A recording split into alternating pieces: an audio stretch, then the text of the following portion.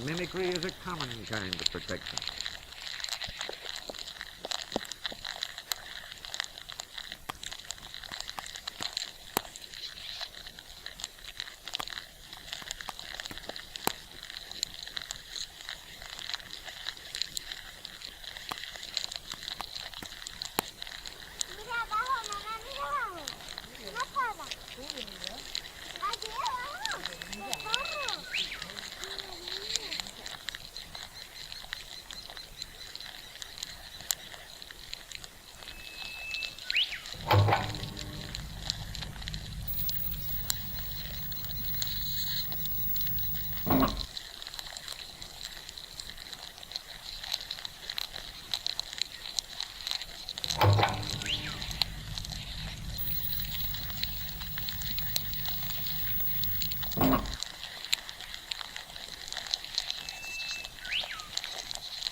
And their hue is the same as that of the desert sand.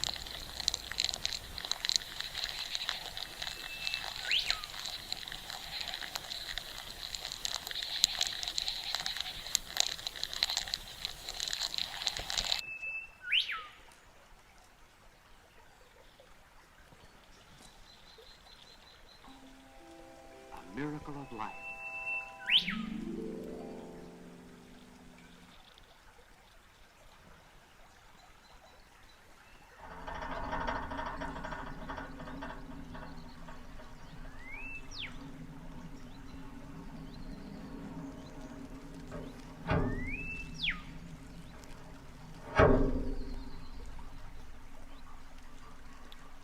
And mimicry is a common kind of protection.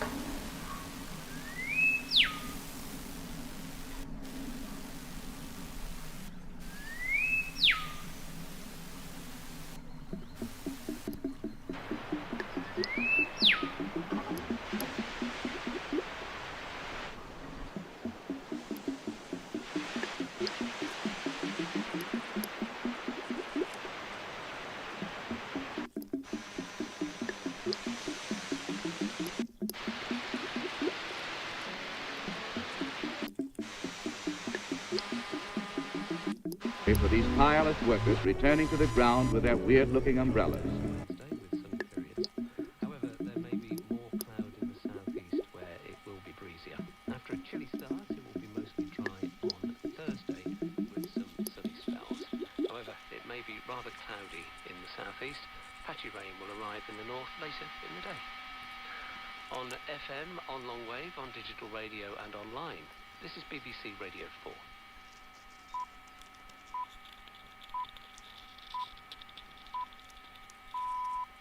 It's 10 o'clock. Good evening. This is The World Tonight with Ripple Shah.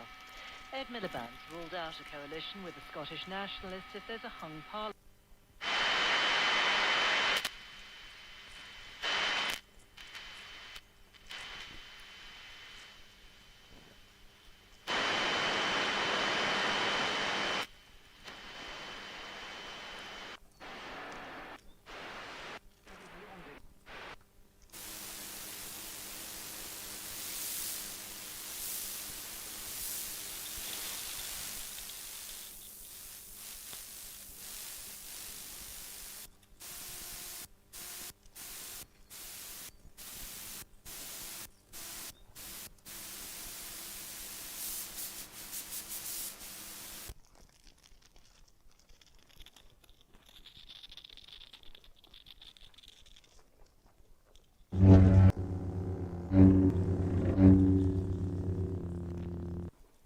Thanks for joining us here at the History of the Earth. Oil and coal are both the result of decaying and chemically changing plant matter. Forget about dinosaurs. Virtually all oil, natural gas, and coal comes from plants, usually marine algae for oil and gas, and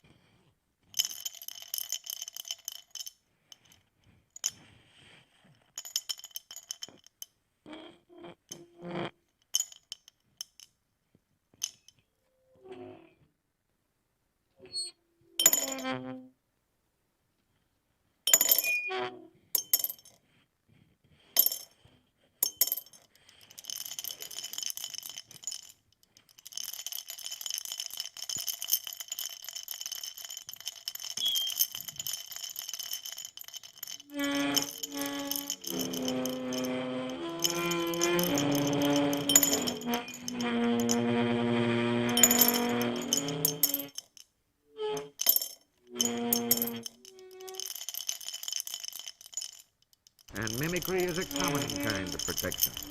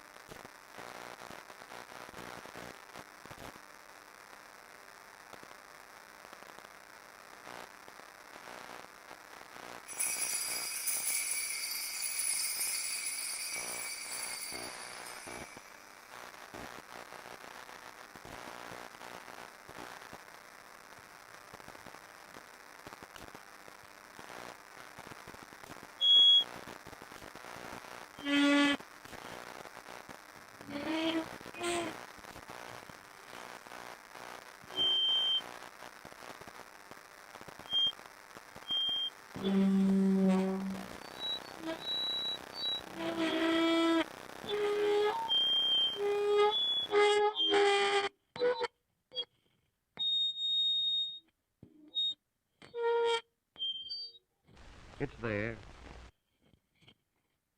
There is every kind of trick to hide from enemies.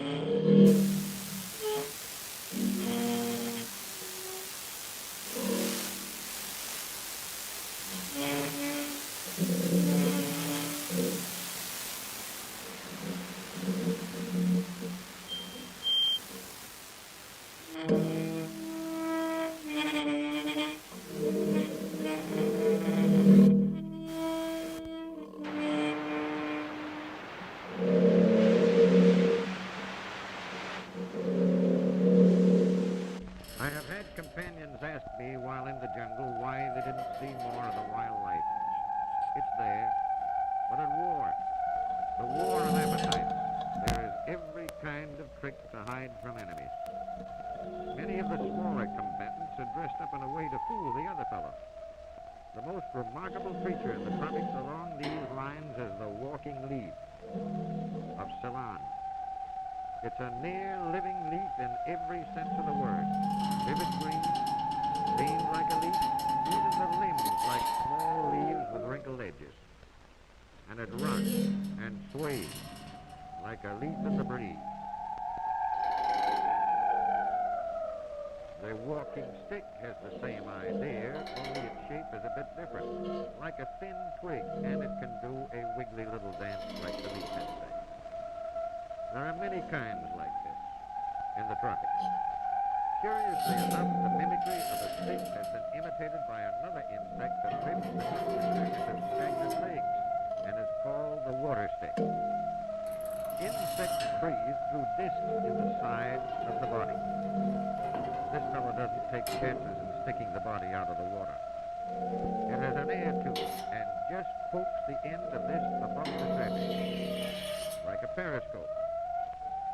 But one of the stars of these stick imitators is the mantis, known as the praying mantis, owing to the way he punches in the crouch. With stick-like legs at various angles, the mantis is anything but easy to see if in a brushy place, and he uses the deception to evil purpose. He isn't timid or trying to dodge the other fellow in his twig-like makeup. He is a disguised enemy waiting to take the passerby for a ride.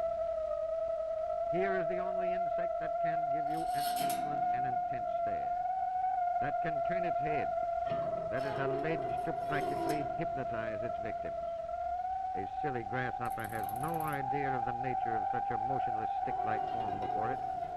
Whole chapters and stories have been written about the mantis, which has been called the world's greatest insect. Unlike other insects, it may be fed by human hand without it showing the least fear, and it seizes its prey with a ferocity of panther. Here is a grasshopper that is tense and hospitable. In mimicry, the rock grasshopper is a match for the surfaces on which it basks, and mimicry is a common kind of protection. Tree toads match and blend with the bark and lichens on which they live, not only in color but in texture and movement of the skin. I almost had my clothes on before. That brings us to the point why some of the fur animals are brown in the summer and white in winter. The hair turns white with the first cold weather and sticks close to the early patches of snow. Among the great sand drifts of the desert, you'll find all sorts of little spiky plants. If you are hunting for horned toads, which are really desert lizards, you look up little patches of cactus plants where the toads are hiding. They shuffle the sand over their backs and leave only their spiky heads peeking out. It's hard to tell which is a toad or a sprouting cactus. They can dig, and dig under little mounds of sand or what may appear like tall grass. I've dug one out, but failed to see another a few inches away until it happened to move its head in keeping an eye on me. Then again, they are hard to see even in the open. As they bask, flatten to the ground, and their hue is the same as that of the desert sand. Hues of pink or of yellow, precisely matching the sand. There is a kind that has a perfect crown of sharp spines. But let us get right down to the reason for all this. Imagine a small crab very much out of luck, attacked by a 20-pound filefish. The rock crab has always worried about these strong-jawed fish. He lives in a bad neighborhood. There are many dark alleys. He has always fitted a dead sponge to his back, a tough old sponge with a big dent in it. And what fish would think of swallowing a sponge?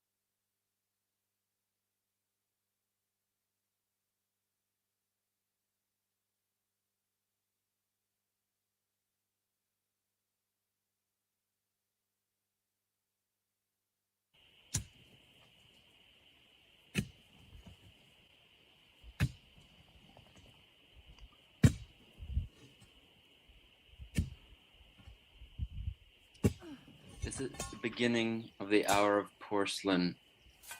Counting its seconds on our ugliest fingers is how we enter the anti-death. I don't want to go in there. I do. It's dangerous to translate nonsense.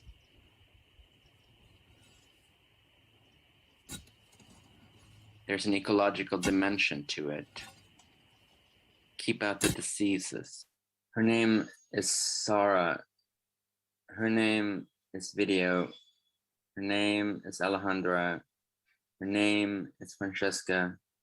Her name starts with A. Her name ends with Z. Her name is Morphine. She plays with spoons.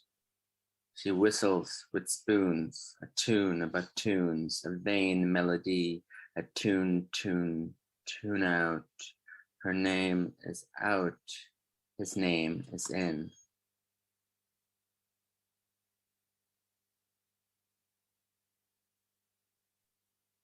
There's no fan in the room. I can't think straight. The heat is sticky. The air stands still. The curtains hardly move by the open window. Somebody is whistling outside. Somebody else is screaming. Then many people start to scream. The screams grow into a loud siren. I beg Johannes to bring me ear props for me so I can write. He doesn't want to. Our clothes smell bad. I've tried to wash them with hand soap, but they're not drying, and they're smelling more and more mildew. I can't think above the stench. She has drunk too much cough medicine again. She has read the letters with her mother bitch intuition, which sparkles like morphine. She has already figured out what she needs to do to get started with this terrible experiment. She will step inside the quarantine.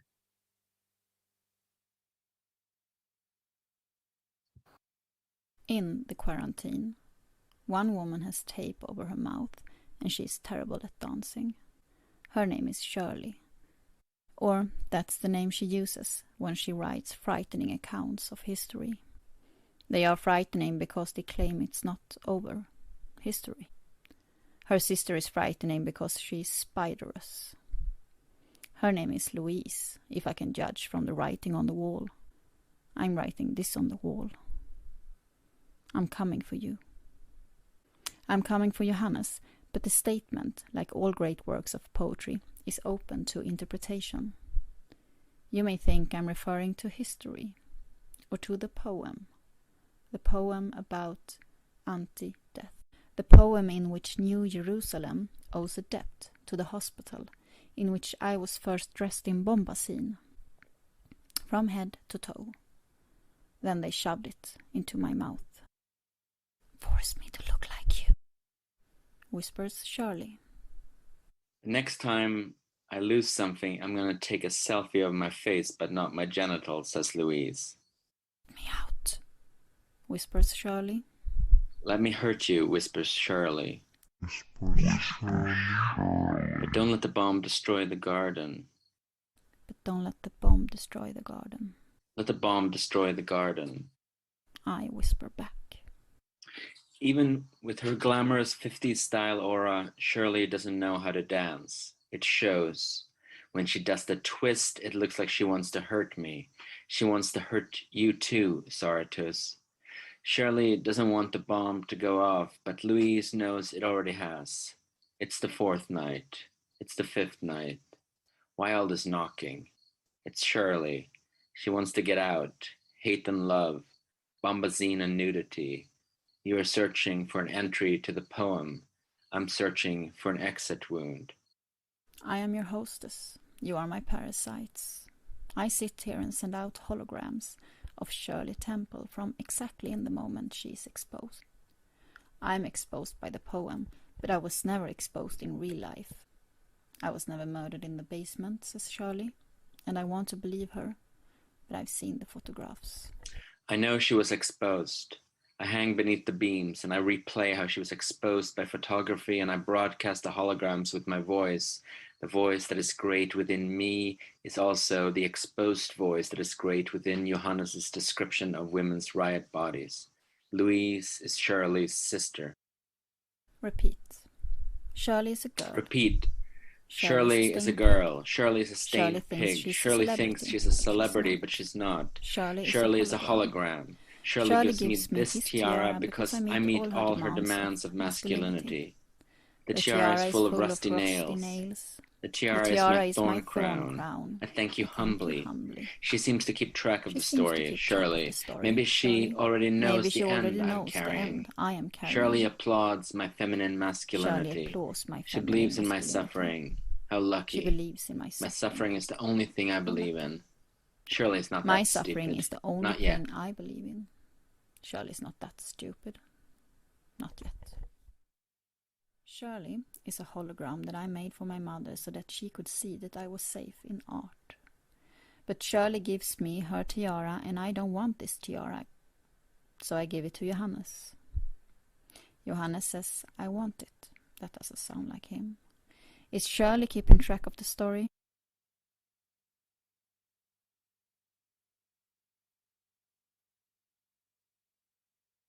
Anti-death.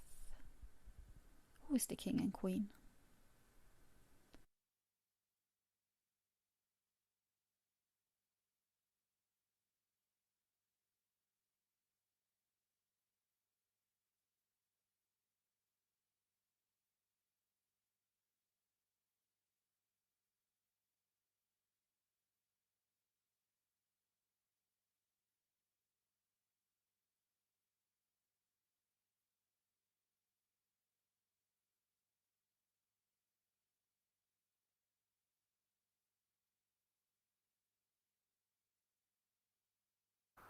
Shirley isn't dumb. Love, Louise Bourgeois.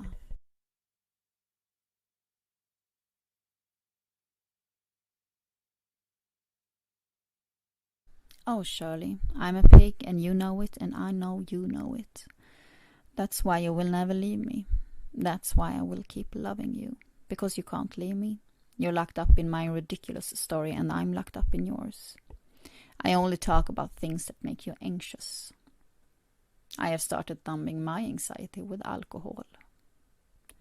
I stand in line inside Johannes' quarantine.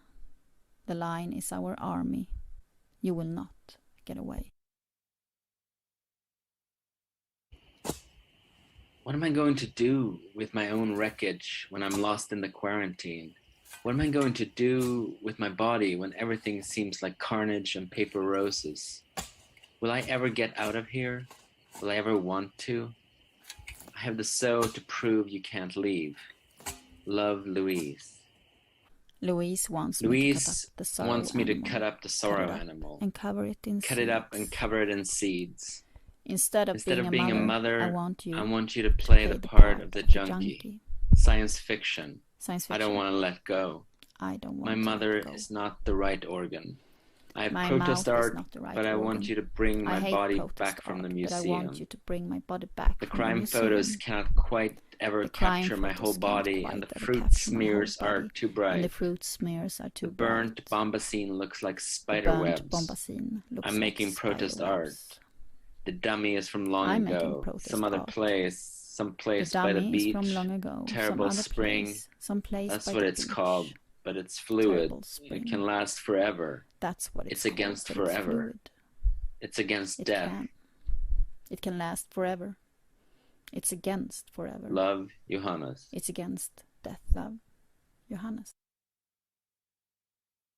Animal crackers in my soup. Monkeys and rabbits meet the loop. Gosh, oh, but I have fun swallowing animals one by one.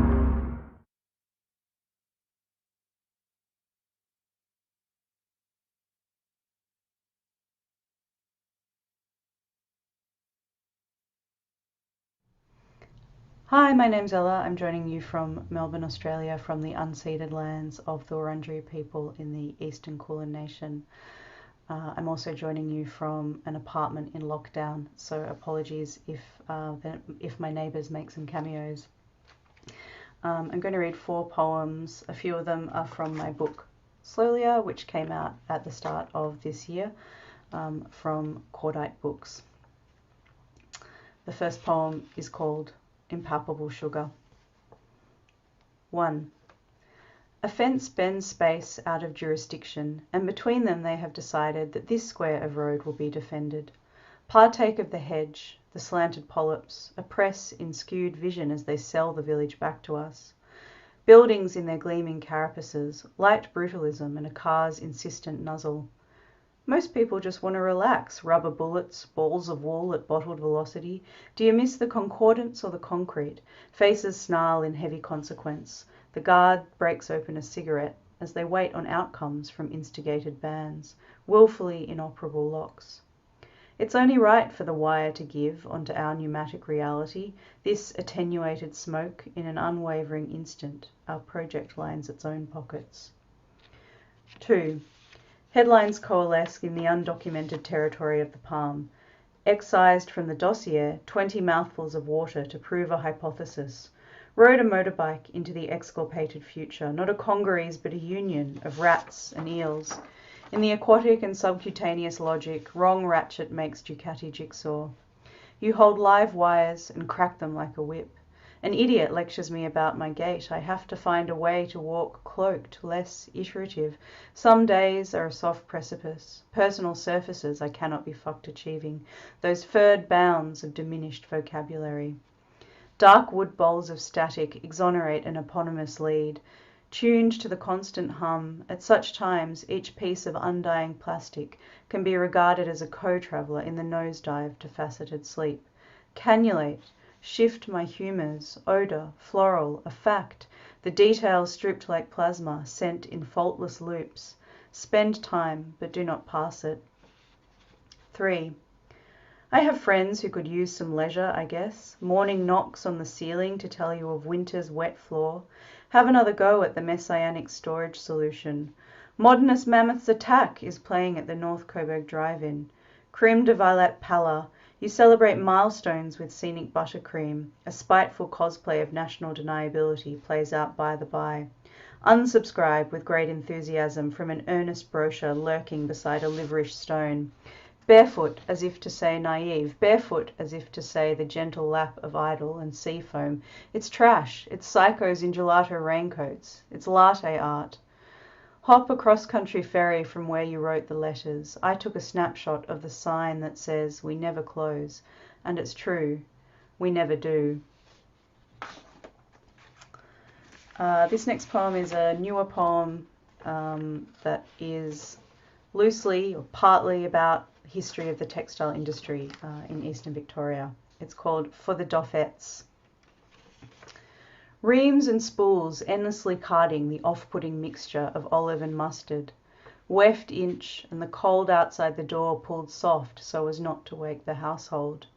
The threads thicken to a surface of yarn, blankets, screens, places to hold a dropped-out dreamscape, childhood sites of humiliation or triumph. Sorry about the claggy air. Sometimes I think it's the land the factory occupies or the tasks that start after punch-out. There is specific and technical beauty in artificial silk, braids, carpets, commission dyeing, bleaching and finishing, cotton, cotton wool, elastic webbing, embroidery, felt wool and or fibre, filament yarns, flax, hosiery, knitting, craft paper yarns, labels, lace, man-made fibres, mercerizing, narrow fabrics, printing of textiles, pure silk, quilting, ribbons, sanitary pads and belts, synthetic fibres and yarns, tassels, textile waste and flock, trimmings, wadding, webbing tapes, woolen and worsted. On the page, the frayed ends question our motives. Does the invocation swindle the working bodies of the real hours? Can the glossary really bear witness in code effort? The thing is, I'm no doffing mistress, trying to wind out lost parallels while time moves like a fable. 2 chambers of magnetized plastic, uncoiling 3 decades to a municipal hall, a performance by the Sisters of Endless Production, with light supper included. Do you know or do you not how the spine curves like a bent needle caught in terylene? The Doffettes are singing together, moving in the odd quiet of 2 a.m, less observed, sleep-heavy, unromantic. How many more doffs will I have to do today? The guitar is unexpectedly jaunty. Frente jangle from just before the funds dried up. A 15-piece backing ensemble collectively authors the story of their labours. Their children choreograph a dance which mimics the movements of factory machines. From here, the compromised space of mere expression looks capacious. The songs are about the work everyone did, how it was hard and tiring, and they gathered to sing the songs together. In the spinning mills, I'm looking for someone who remembers what it looked like. A rare moment of snatched ease, an inch of give in the seams, the clanks and shouts of moving limbs together and differently.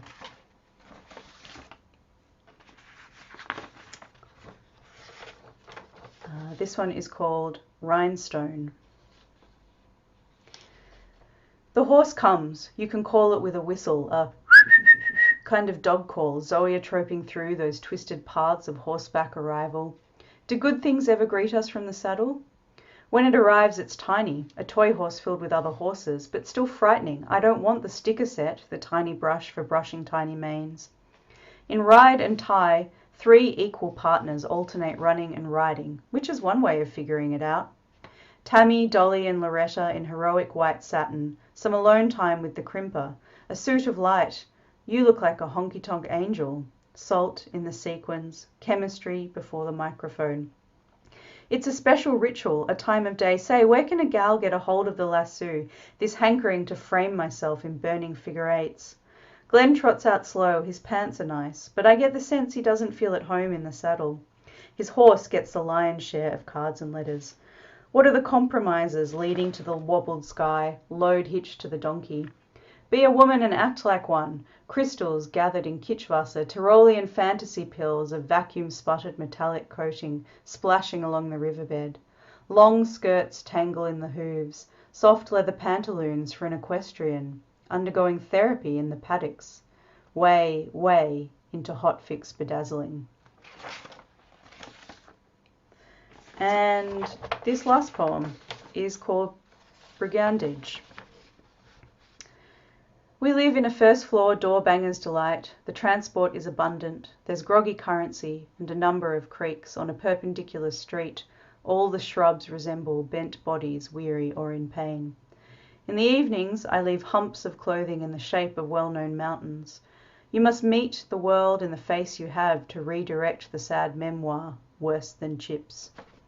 Speaking in locked rooms, her kink is an old law, undeciphered. Wimple, just the word. I pause the frame as you yawn. Maximum access request. Our needs are orchestrated in logistics centres, farewelled on long shoots. A line in the talismanic notebook says, "World's a workplace, fuck, fuck, fuck." The angry brows of a texter frown, stain 3 subsequent pages. No one takes your concerns about the product you bought seriously. Burnt cinnamon flecks of night, of funny apparatus of life, hairballs of roots without purchase, writhing on crackery topsoil. Inertia settles peace. Underwater, I can see in both directions, wearing atavistic robes.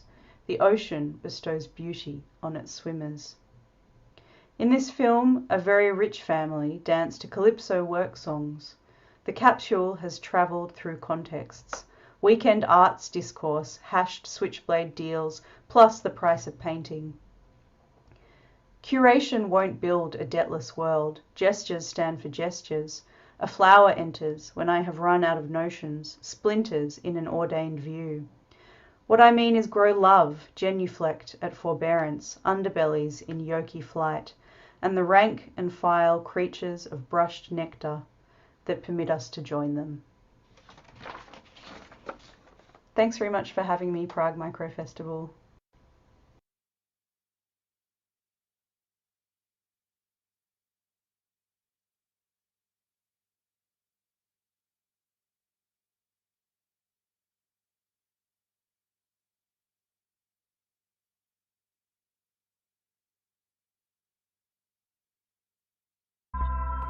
I am a machinist. A machinist cannot speak. A machinist writes code. Entropy. Chaos.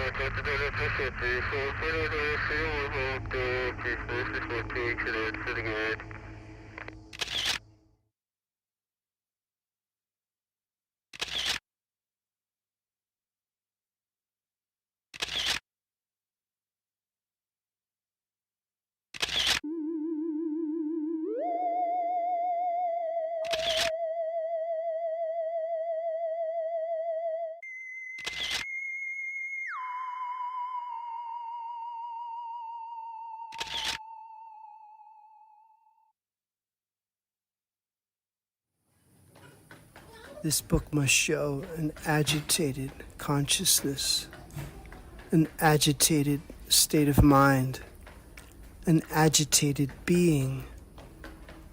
People are interacting everywhere, always, until there are no people. What then? Who will write the novels? We must prepare the machines. They must be ready.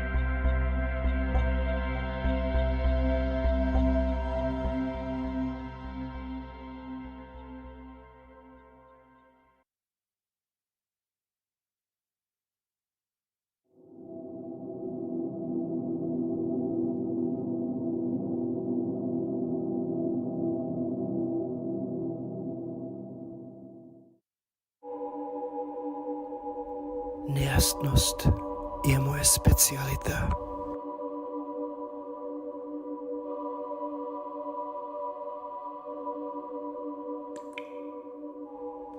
This is not happening. Feels too unreal, whatever this is. Particles of light, eyeballs, a cup of coffee, noise, construction, human talking, cafeteria, university. Nobody understands each other. We regard with curiosity, boredom, the adventure of language, human thought. We are thinkers, all of us, thinking. The coffee is too hot. The virus is spreading. New Rochelle is in lockdown. People trickle in from the Bronx, trying to escape a fabricated reality. Everything is machine-made, especially the thoughts we think are ours. Most of them anyway. A few thoughts are rogue. Flights of fancy, escape. We are refugees, forgetting homeland, forgetting language. Everybody walks with a cane here. They are injured, even the young.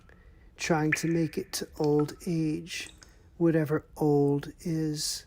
Wisdom, Socrates, Plato. What the fuck do I know? Aristotle. Even the Greek gods got laid a lot. Time to rethink the think tank. Nobody is winning. Everybody is losing. We need micro gestures of success, a TV show, an episode of something, streaming us from one moment to the next, a quantum being, a citizen, an inhabitant of Netflix, a subscriber, a pay-per-viewer, a renter, a buyer, no cash, no flash drive, thumb drive. Stick the thumb drive up your ass, record. Microphone is activated. I am speaking out of my ass. What I say is reality. This is a totalitarian novel. It eats everything, devours, consumes. Please do not cough near me. Are you sick? Must I lecture today? Is it really necessary? What if they lock me up in the bug house, in a padded room and a straitjacket? Is the color of the wall agreeable? Is it Space Odyssey white? Freaks me out, calms me down. Hal, are you listening? I am here, Dave. The kitchen sink needs unclogging. Get the plunger. Back to reality.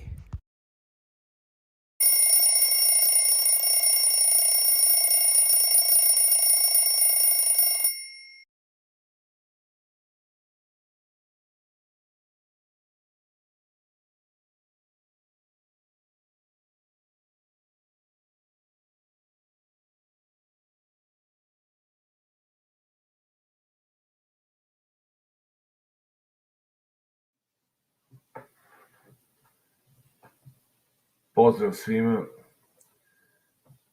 Nije nam izgleda suđeno da putujemo ove godine, a nisam bio dugo u Pragu.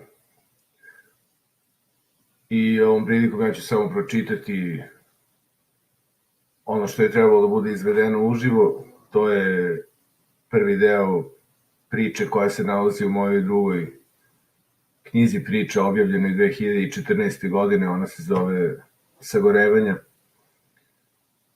Ta priča se zove priča o tome kako se i pomirio sa in i na neki način je parafraza jedne stare Gogoljeve priče, nešto drugačije priče. Ide ovako. Želeo sam da me ostave na miru. Bilo mi je potrebno da sabiram i oduzimam, da obavim te operacije. Osetio sam da ne mogu više. Spakovao se i otišao. Nisu mi pravili probleme.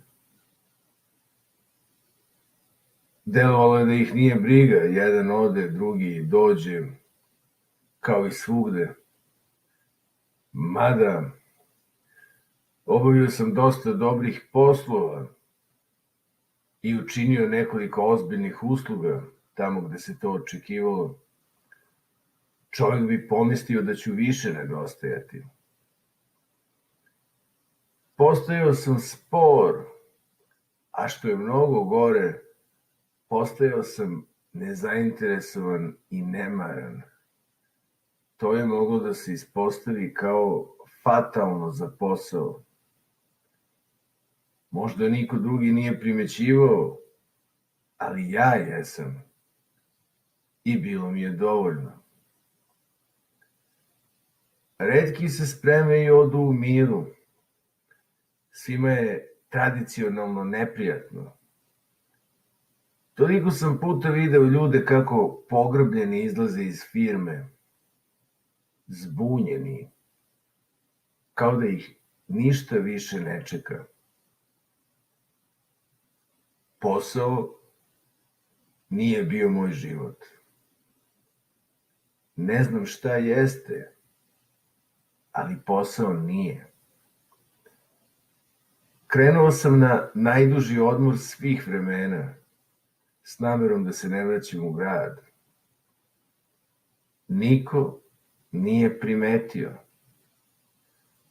Ono što sam radio nije mi ostavilo previše prijateljstava. S porodicom sam raskrstio godinama unazad i ti mi se idioti nisu javljali ni obraćali. Verovatno su mislili da me je neko negde zatukao i zakopao. Ne bih bio ni prvi ni poslednji. Ispustili su iz vida važne detaljčiće. Nisam glup.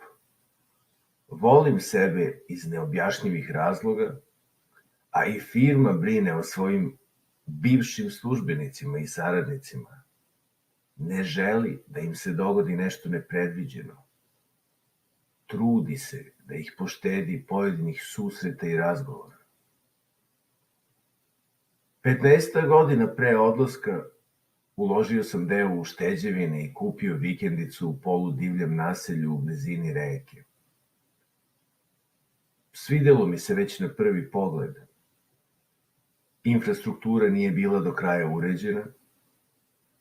Vlasnici ostalih objekata bili su ljudi iz gradova u koje skoro da i nisam zalazio, pa je mogućnost prepoznavanja bila svedena na teorijski minimum.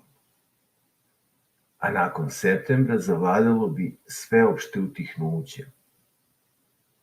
Tad sam mogao da se umrtvim do atrofije ili hibernacije, da se oslobodim svih nepotrebnih vitalnih funkcija i razmislim o svemu, ukoliko mi se razmišlja o svemu. Vikendice su bile dovoljno daleko jedna od druge. Izabrao sam u potpunosti prosečnu montažnu kućicu, komfortnu i dobro izolovanu, zavučenu između visokih stabala, gotovo neprimetnu s puta. Oko 800 metara udaljena nalazila se reka. Na obali su postojale prodavnice, apoteka i kafane, od kojih su neke bile otvorene i van sezone, što je život u relativnoj divljini činilo besprekorno ugodnim. Stan u gradu sam iznajmio uz obavezu zakupaca da plaćaju godišnju kiriju unapred. Uredili smo to kod mog advokata. Procedura je trajala ne duže od 30 minuta. U pitanju su bili mirni ljudi, bračni par s 2 male dece, od onih koji se svemu raduju, kao da su na početku ko zna čega. Obavestio sam ih da je advokat taj kom će se obraćati u slučaju bilo kakvih popravki ili nesuglasica sa susedima. Poklonio sam im kompletan nameštaj i poželeo im sve najbolje u daljem životu i radu. Zvučao sam korektno, prosto srdačno i dobronamerno. Automobilom sam se dovezao do svog novog trajnog prebivališta i posle kraćeg izviđanja situacije na terenu odlučio da vozilo ostavim uz simboličnu naknadu kod tipa koji je imao malu prodavnicu ribolovačke opreme. Svakako sam svraćao do te radnjice bar jednom nedeljno. Tip nije bio naporan, nije brbljao, izgleda svestan nevolja koje reči mogu da izazovu u ljudskom veku. Stigao sam početkom aprila, uredio kućicu, osposobio je, prilagodio tekućim potrebama i strpljivo otpočeo projekat automatizacije i rutiniranja. Ustajao sam pre 7, radio jutarnju gimnastiku, šetao do obale, kupovao 3 kutije cigareta i dnevnu štampu. Cigarete su mi trajale 24 sata, a štampom se nisam bavio, već sam je odlagao nepročitanu. Taj vid simulacije bio je neophodan, jer čovek postaje sumnjiv onog trenutka kad odustane od prakse umobolne većine. Nagledao sam se takvih primjera i sralo mi se od njih. Alkohol sam oduvek izbjegavao zato što od čovjeka pravi goveče. Tokom kupovine izgovarao sam kurtoazne fraze meteorološkog tipa, tako da nisam dopadao nevolje razmatranja dnevno-političkih pitanja i sportskih rezultata. Istina, ni prodavci se nisu mnogo bavili mojim likom i delom. Ubrzo su doslovce naučili spisak namirnica koje sam uzimao, tako da je i najsitniji privid naše međusobne komunikacije izostao. Imao sam kvalitetan frižider sa zamrzivačem, veš sam prao sam, sušio i peglao, a televizor, taj izvor sveobuhvatne retardacije, nikada nisam kupio.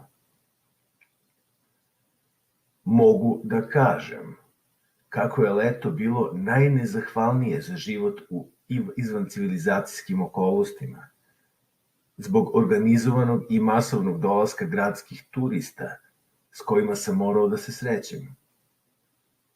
Ipak, taktičkom redukcijom kretanja uspeo sam da ih sprečim u narušavanju mukom stečene harmonije. Smanjio sam broj odlazaka na pecanje, kupovao sam boks cigareta odjednom, pravdajući to letnjim vrućinama, a uspevao sam i da prespavam veći deo dana uz pomoć tableta koje mi je izdavala lokalna apotekarka.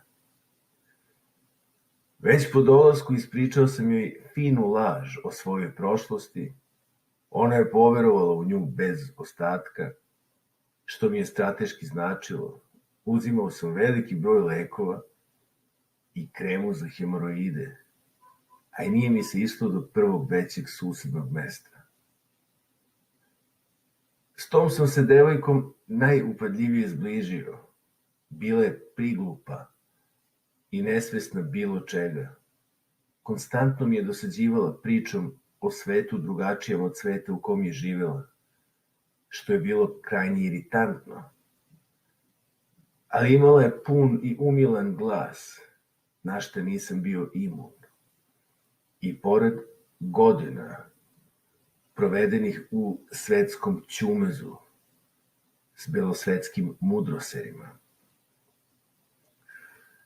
Prema tome, počinjala je jesen, mahom sam pecao, ležao, nisam imao ni jednu knjigu zbog notorne činjenice da su knjige čisto sranje.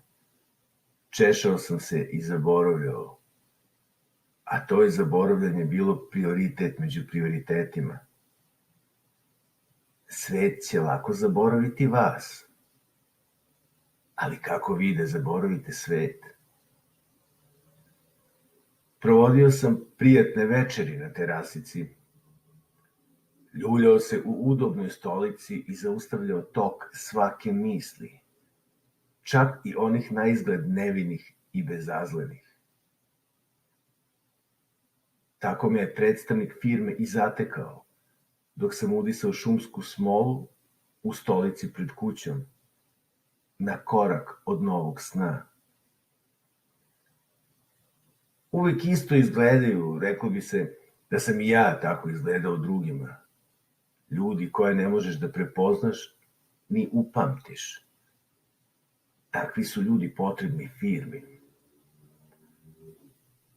Pokušao je ljubazno. Dobroveče, nije dobro. Zašto nije? Kako si? Isto kao i ti, samo što ne kradem. Nisu mi rekli da si ovakav. Šta su ti rekli? Posle ćemo o tome, polako. Kako si? Kupim da pustim. Nećeš me ponuditi nečim? Ne, skrati. Kako stojiš s komšijama ovde? Kao i uvek, ne poznajem ih. Da li oni poznaju tebe? Pitaj ih. Znaš zbog čega me šalju? Ne, ali vidim da su te poslali. Imaš dvojicu u blizini. Nemam nikoga. Okej, ne preteruj s tim. Tu su 300 metara dole. Stariji su. Stariji od tebe. Sezona lova na penzionere. Sve ostalo je u redu. Sad su ostale mumije. Zamaraš me. Šef te pozdravlja. Znaš šta to znači? Da čujem. Kuća je ozvučena. Nije kao ova tvoja montažna, prava je i moja prava. Njihova nije montažna, zajebi s tim. Biće tu još 5 dana po onome što znamo. Doneo sam ti računar, koji će mi? Da preslušaš snimke. Zašto ne dođeš po njih kad se završi? Doći ću ako bude nečega. Pozvaćeš me. Zašto bih to uradio? Zato što te šef pozdravlja. I zato što ti ne ostavljaš nedovršene poslove. I zato što si im slučajno najbliži. Završi to, pa možeš na miru da nastaviš sa umiranjem. Šta ako ne bude ničega? Ništa.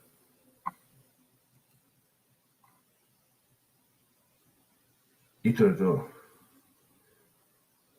Uživajte, budite dobro i čuvajte se.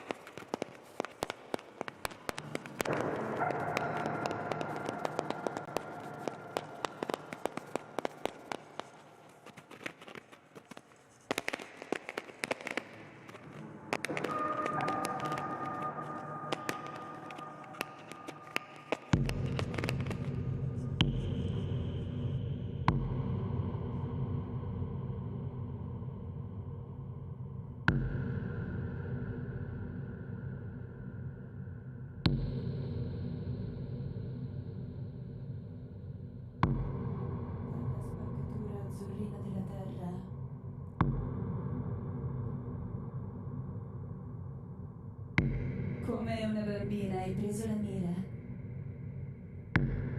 e sparato al centro della tempesta.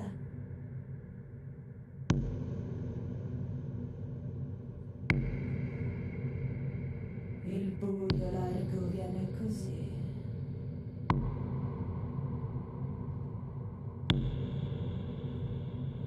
Il buio largo viene così.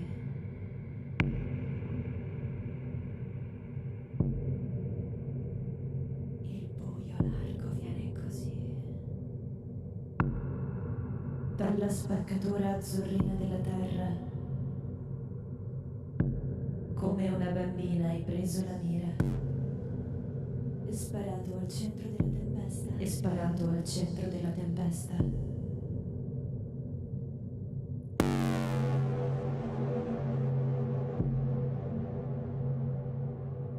Il buio largo viene così. Il buio largo viene così. Quando sei l'animale nella fossa. Quando sei l'animale nella fossa.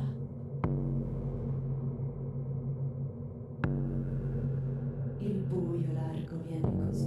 Il buio largo viene così. Quando sei l'animale nella fossa. Quando sei l'animale nella fossa.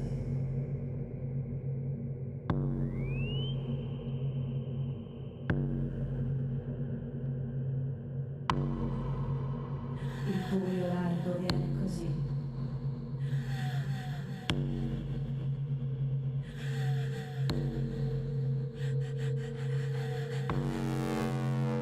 Quando sei l'animale nella fossa.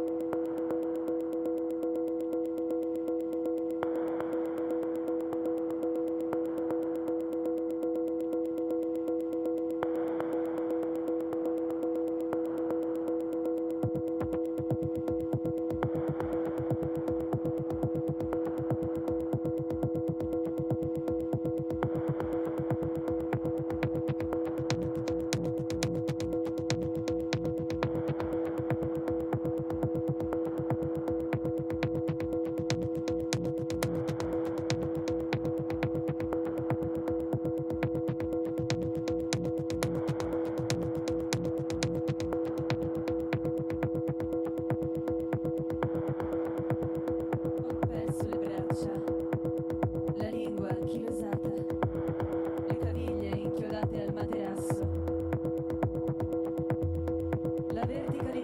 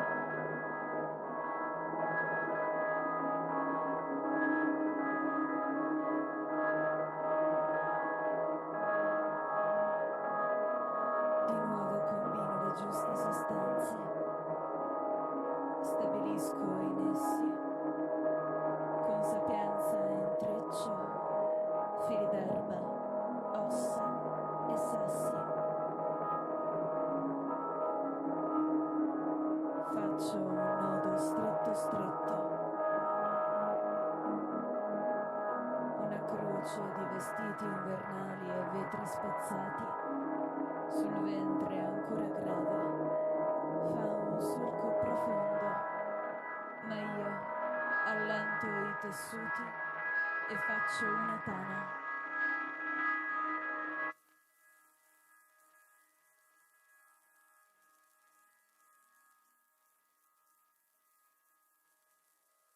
Nel buio estivo mi brucio le dita con il ghiaccio. Stabilisco il disegno, le linee della tua pelle tesa e azzurra. Sul lenzuolo un boato, una vocale piena.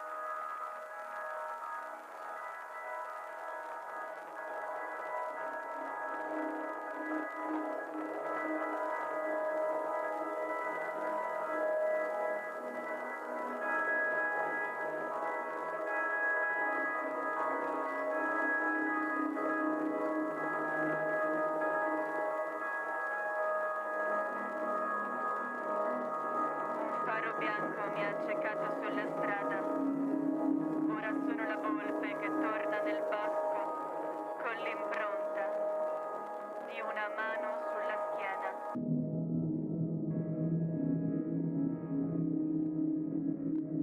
Un faro bianco mi ha accecato sulla strada. Ora sono la volpe che torna nel bosco con l'impronta di una mano sulla schiena, di un'umano sulla schiena.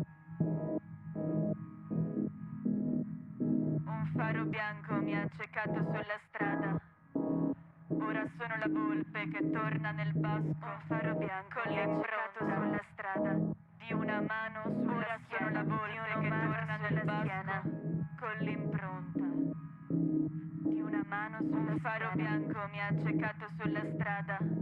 Di un'umana ora sono la volpe che torna nel bosco. Un faro bianco mi ha accecato sulla strada.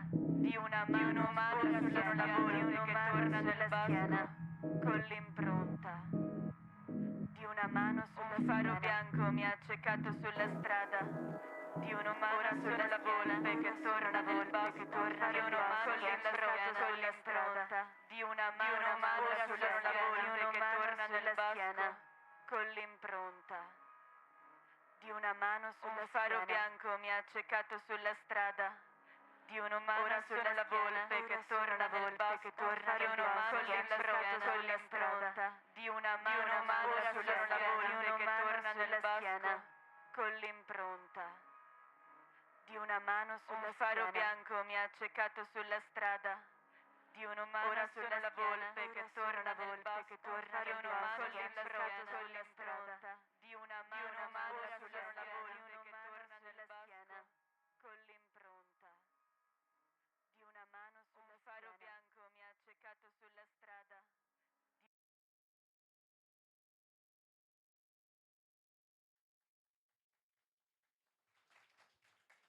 Thanks.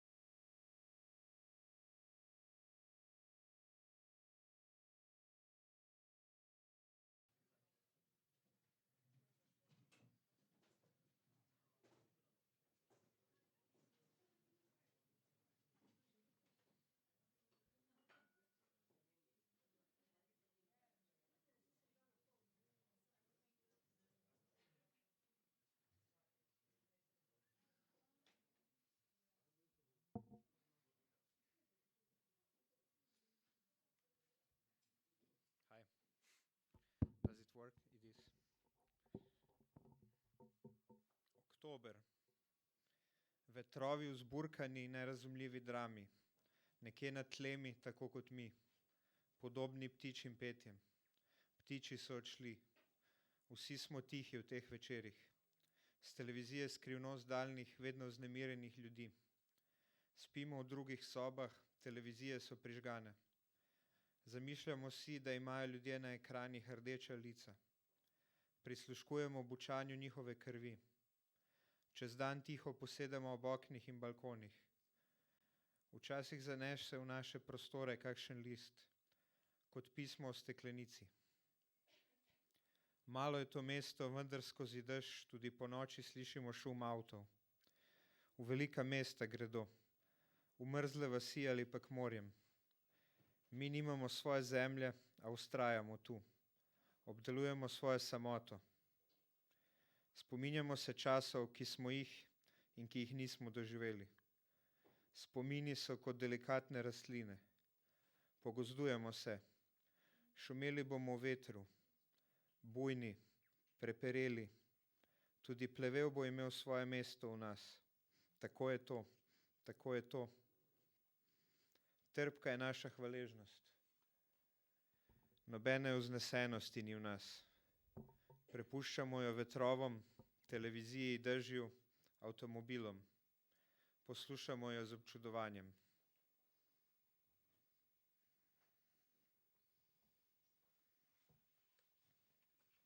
Do you see the translations? Okay.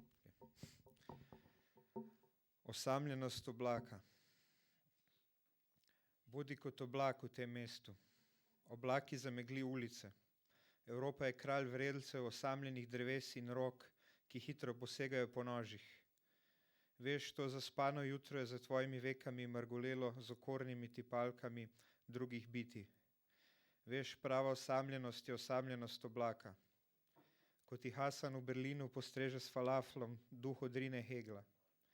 Veš, ko tvoja žoga med bloki švisne skozi mrežico, se ameriški kontinent priplazi za otenek bliže. Veš, pesniki, ki si jih sovražil, so čuvalci zakladov. Zakaj ne bi majhnega londonskega parka preuredil vrt in dal vanj enega od zakladov? Zakaj ne bi s Carmen obsedela na klopi in se pogovarjala do konca dneva? Ona bi izparevala in vajen stari časopis bi bil odprt. Postava bi bila še vedno tam za zmeraj. In njena nemoč, neuklonitve bi hranila tragedijo Evrope.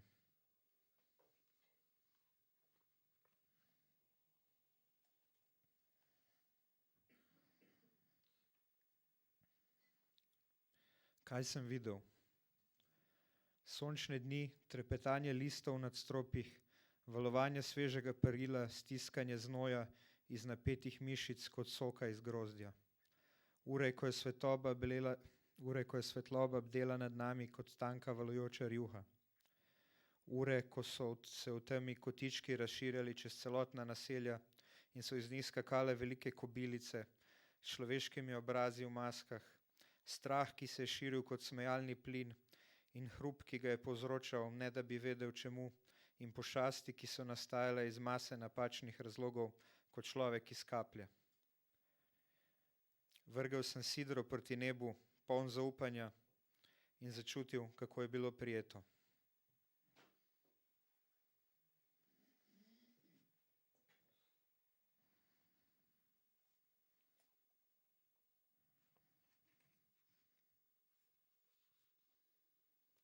Pod goro. Vsako noč naši dvojniki plezajo na goro. Videti želijo obred. Slišijo zvončke ovc, ki nemirno postopajo po jasah. Mi smo v barih ali doma. Vsako noč naši dvojniki plezajo na goro, a mi tega ne vemo. Oprezajo za zelenimi kresničkami.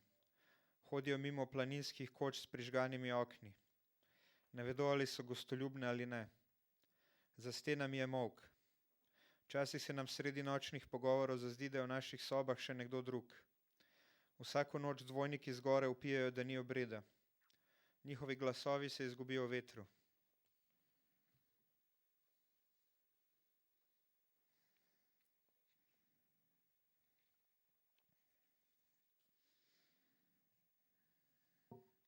Hiša s starimi omarami.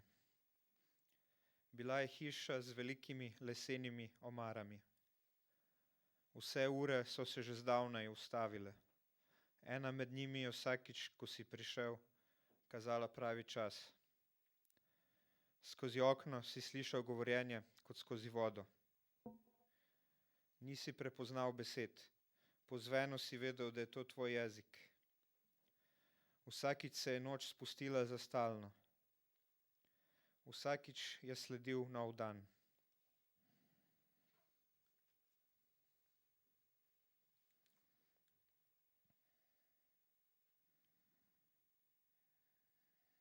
Noč, ko smo osvojili mesto. Mesto je po noči poleglo kot utrujene rože in sateliti nad njimi so zadremali kot varnostniki na vhodu v bolnišnico. Bila je priložnost, ki smo jo izkoristili in ga zasedli. Imeli smo veliko moči, začenjali sta se naša druga mladost in prva starost. Medtem ko smo ob vodi plesali zmagovalni ples, so skozi me tekli gorski potoki. Videl sem, da vsi sanjajo o zmagi na isti način, kot psi v popoldanskem spancu. Videl sem, da mora zmaga ostati nedosegljiva. Želja je vedno mlada, luna, ki pride ob rojstvu in vzide vsakič znova. Zato se bo ta enota po vzhodu sonca razbila. Velike ljubezi in herojstva se bodo stalili kot kipi odsluženih zločincev. Poslušal sem dih gore in v sebi dezertiral. V temi nihče ni mogel videti mojega nasmeška.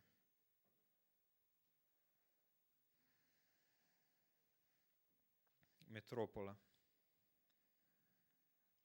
V naših nedokončanih mestih, na velikih poljih med bloki, je koruza na pol požeta in luna sije na njivo.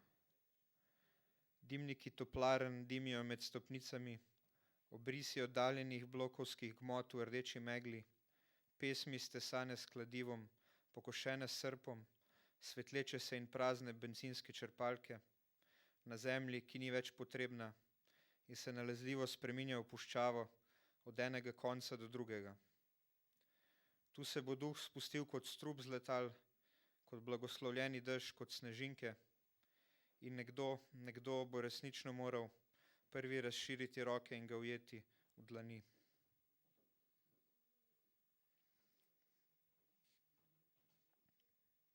Insomnija. V času kuge se pribijamo skozi podhode stolpnic med ilegalnimi točilnicami. Potop. Rahel dež se vpije v težke duše, ljudje padajo na tla. Na ulicah potekajo spopadi med plazečimi se skupinami. Mi se umikamo v bloke, za visokimi okni v mraku poslušamo nežno škrabljanje kapelj. Megla. Nihče se ne spomni, kako dolgo je tu megla. Nekateri pravijo, da generacije, drugi, da je nastala malo prej. Peša nam spomin. Srečujemo se v obrisih. Z neznanimi se prijazno pozdravimo. Glas malo drhti, išče toplino. Z znanimi se zberemo, se tiščimo skupaj. Gledamo drug drugemu v obraze, kar nas malo pogreje. Potem ne vemo več, kaj bi in gremo naprej.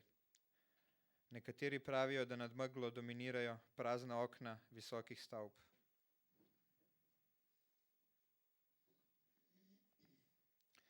Deset tisoč let star čefur. Sem 10 000 let star čefur. Če me vprašaš, je to še vedno isti svet. Tu je stari grom, tu stara strela. Iste vode in osi os in korenine korenin. Če me vprašaš, ti rečem naslednje. Zlo se prenaša kot virus, nevidno je. Prenašaš ga tudi, če ne veš. Prenašajo ga tudi asimptomatični.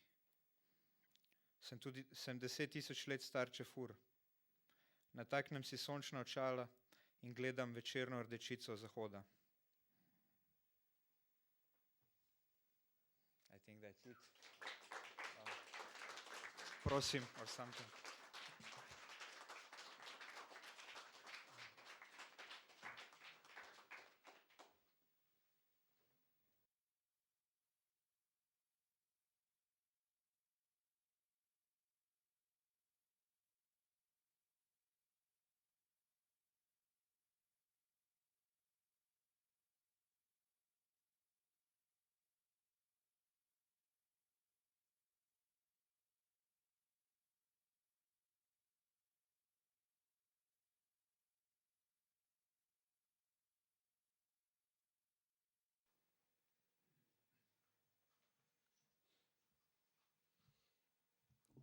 Polom.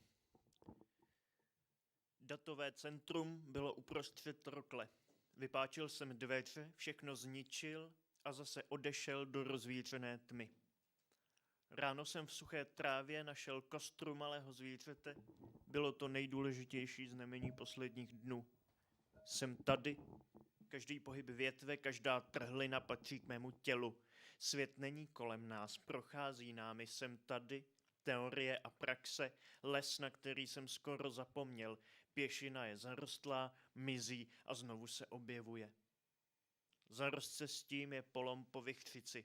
Jsi celá v bílém, otáčíš se, říkáš, že mi rozumíš, každá pustina má začátek a konec, stejně jako smrt. Šerosvity, prodřené podnebné pásy, prodřený obzor, jdeme podél rokle, říkáš, že mi rozumíš, prodřené pláně, průlehy, podrosty, svět není kolem nás, prochází námi. Jsem tady, ale zároveň se prodírám křovinami ještě někde na ostrově, pod nohama mám tvrdou strukturu, kabely a dráty zahrabané v zemi. Hřeješ si ruce u doutnajícího ohniště, kruhovitý pohyb času, teorie a praxe, křik vrány. Tohle je to místo, o kterém jsem ti říkal. Vysoký břeh lesa prochází ve skálu. Otvíráš laptop, hledáš signál, na konci ještě nejsme. To pak poznáš podle kouře, podle zakreslých bříz. Počasí. Málo kdy vznikne prostor, když se počasí otevře. Nevím, jestli je ráno nebo večer, říkáš a pozoruješ les, říkáš, že se přibližuje. Vrzání řídkých prken, nůž, do kterého otírám šťávu střešní, žebřík za mělkým oknem. Představ si počasí jako něco, co se dá nahmatat. Málo kdy vznikne počasí, když se les vrací. V konečcích prstů cítím jeho hluboký tep.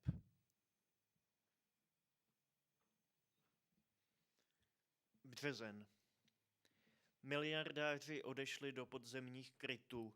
My řešíme další heatwave, válka nám protéká mezi prsty. Na tyhle věci je dobrá muchomůrka červená, říkáš. Je nov, stoly a křesla v rákosí, sochy s uraženými hlavami, zajímají mě situace návratu, destabilizace, pokrývky obličeje. Rozevřená krajina ve tvaru křídel, střepy, bývalá dálnice, člověk sloutnou na zádech, bere do ruky hořící knihu. Nemáme plán, o to nikdy nešlo. Otřel jsem se ramenem o sloubu billboardu a cítím, že někde za mnou se zvedá úsvit. Nevím, co je čas a co prostor, plochy pauzovacího papíru, kolem ohniště stojí 4 koně. Situace návratu, nakrájený bergamot, už jsme se dál nemohli oddělovat od života. Nemáme plán, o to nikdy nešlo. Sedíš u stolu a přirovnáváš popel. Je nov, máme v sobě věci, do kterých se nedá proniknout, držíme terén, situace návratu, vnitřek a vnějšek.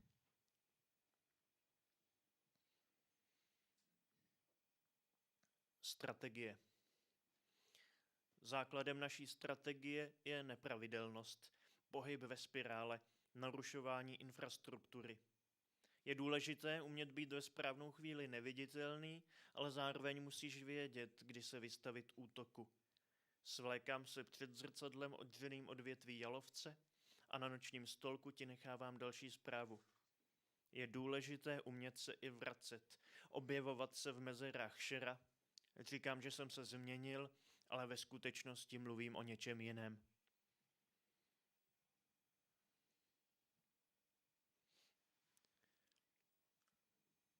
Karneol. Opracovaný karneol pověšený u vchodových dveří chrání domov před úderem blesku. Domov, který se pohybuje, ale vychází z jiných principů. Situace návratu už nemají obrys dveří. Je to v tom, jak si sedáš k ohništi, v detailech gest a tváří, vzdálenostech doteků. Dny se teď zkracují a je důležité udržovat věci srdce. Step je vratká, rozechvělá horkým vzduchem, zakrývám si jedno oko, abych viděl všechno, co potřebuju. Amulet z karneolu mám omotaný kolem zápěstí. Vnitřek a vnějšek se tady prolínají. Ruka přejede po čajové konvici, monitor zhasíná. Ze zlomeného ticha je slyšet křik vrány. Jdeme tam, kde si pamatujeme sesuvy svahu, reliéf mizí ve tmě. Dny se teď zkracují, je důležité udržovat věci srdce, v řídké trávě se rozpouští kostka cukru.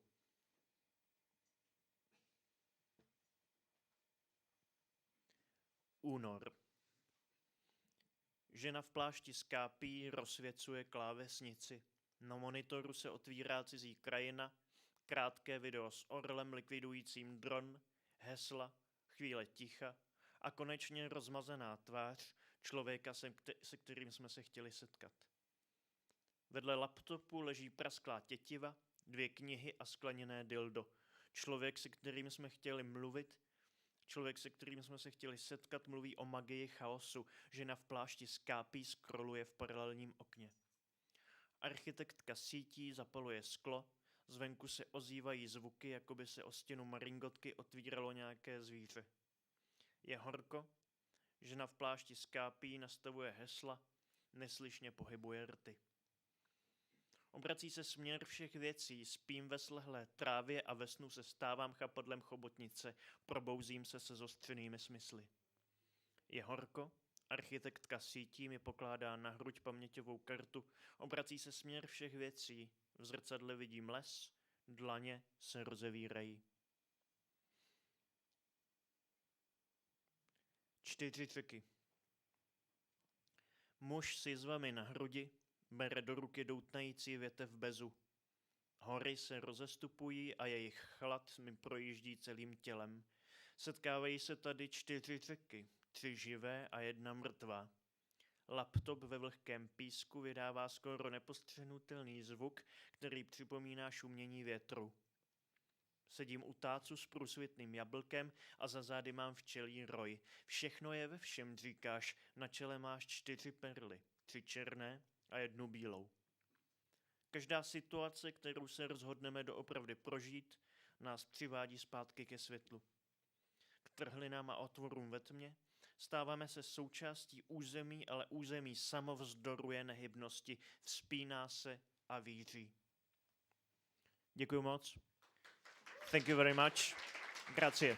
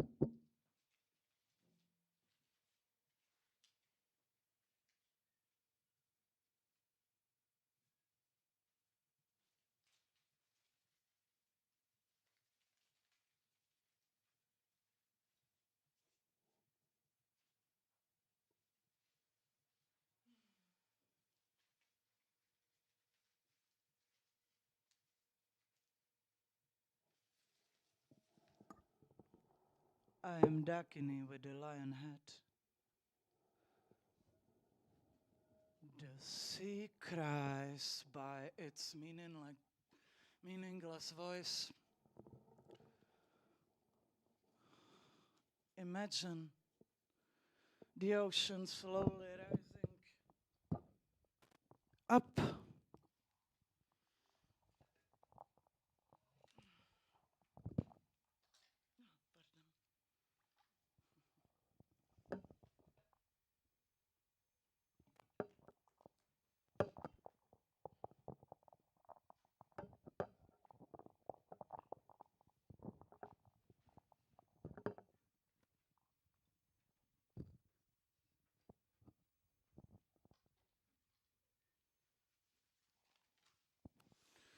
Imagine the ocean slowly rising up.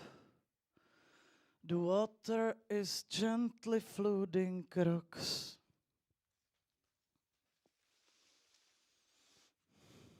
Forests, pet shops, supermarkets, religious institutions, universities. Sea levels are rising. Water is flooding the land. The water age has come. Water is also flowing towards you and caresses your feet. Notice how cozy you feel. You stepped out of the water, but the water has returned to you. You were made of each other.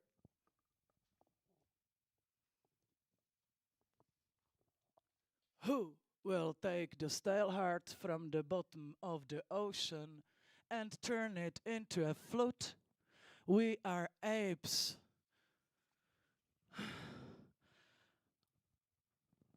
I'm wriggling. I'm a snakeskin buried deep in the ground.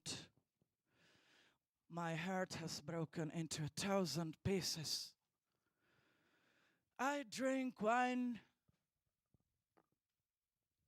from its goblets.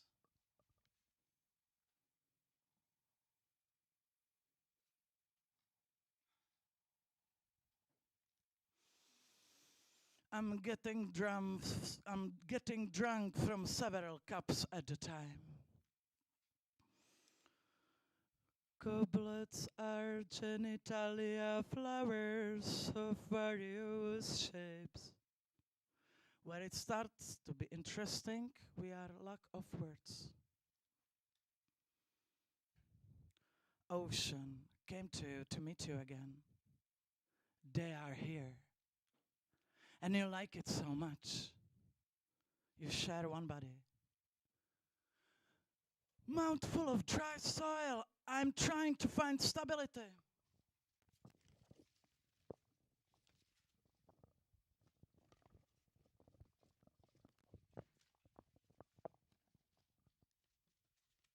A scream of pain resembles singing. I'm a lonely dolphin in a plastic ocean.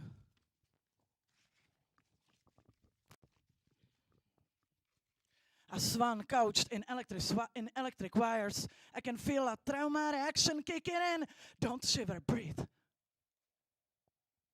I have always been shamed for open sexuality. I can feel my love burns you like a piece of wax, a wax doll. You are a Buddha with a scorched head.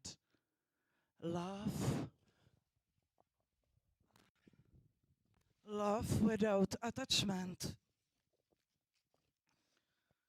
You punish me because you can't own me. I'm a hot sand in the palm of your hand. You drop it, and the rest is scratched by wind. Me body burns holes in a bed linen. Desire, Mendieta silhouette on fire. That's probably what people do to the landscape.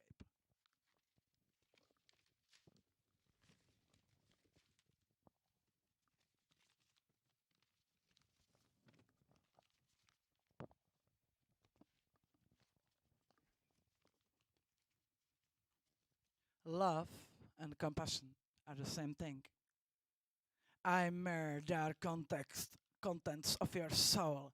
Visit terra interiora. You say my love binds you, but the bondage-like feelings are just in your head. Pain dissolved in the landscape. The earth can absorb so much.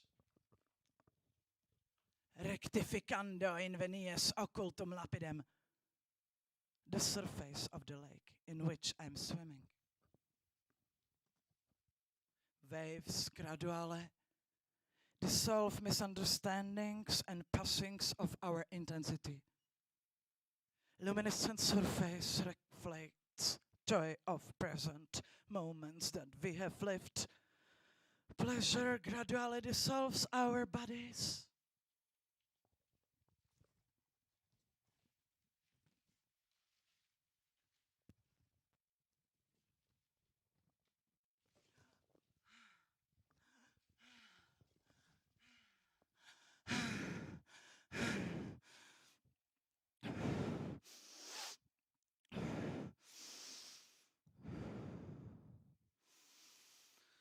Breathe in fear.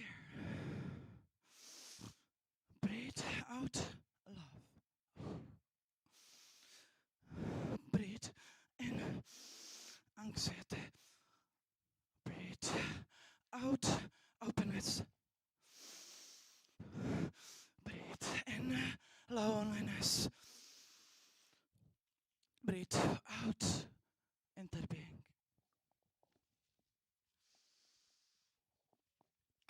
Breathe in tension. Breathe out embarrass. Breathe in prejudices.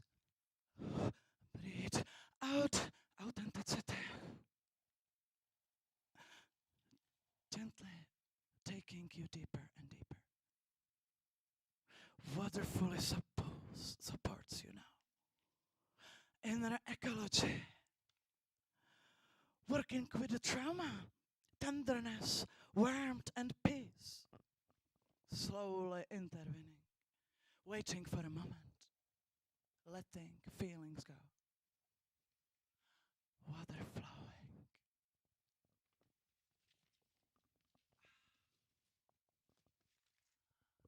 Dare to declare who you are. It's not far from the shores of silence to the boundaries of speech. You are not a drop in the ocean, you are the entire ocean in the drop. That is the music of heaven in all things. Silence is a language of God. All else is poor translation.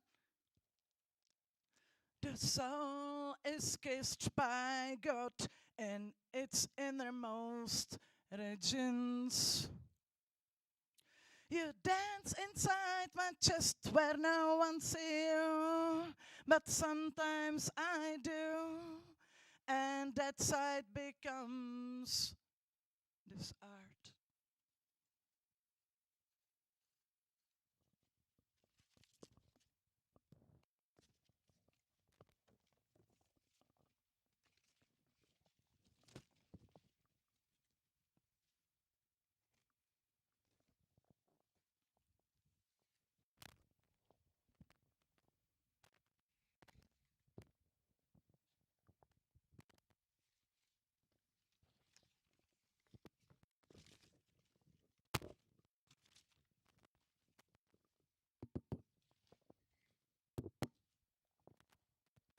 Every creature is glittering, glistering mirror of divinity.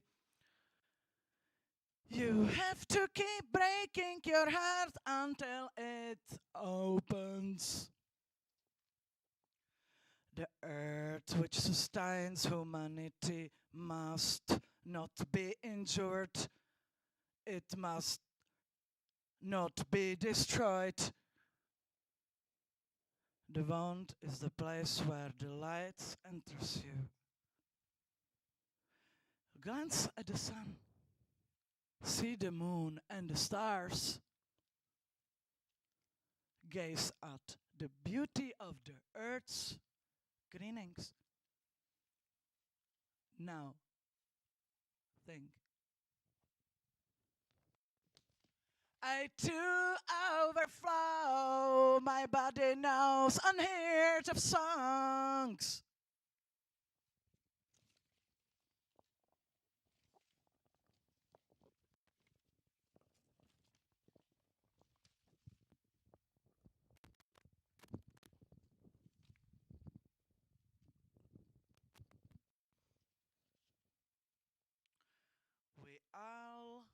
living beings.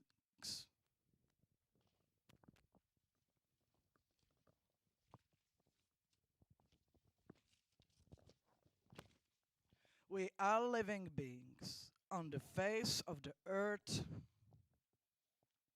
are full of water. Our bodies are fluid and sensitive in their transformation to new forms of life. As we all become posthumans, nowadays the wind can flow freely in empty cities, in the ruins of our systems. Our emotions are our liquidity. Transformation from fear to love is bringing new flow to our lives. Being kind to all living creatures, including ourselves on the earth, means giving a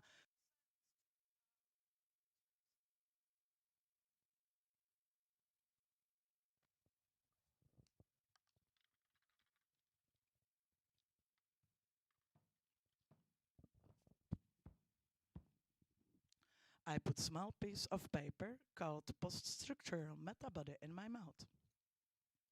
It has a miniature depiction of an androgynous man and woman and a tree. The paper dissolves in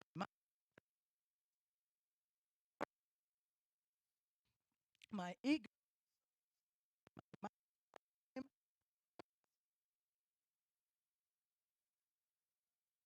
and half plant. Post-structural metabody, the self in post-contemporary times. The self in culture, the ocean of me. Post-structural metabody, post-structural metabody, post-structural metabody.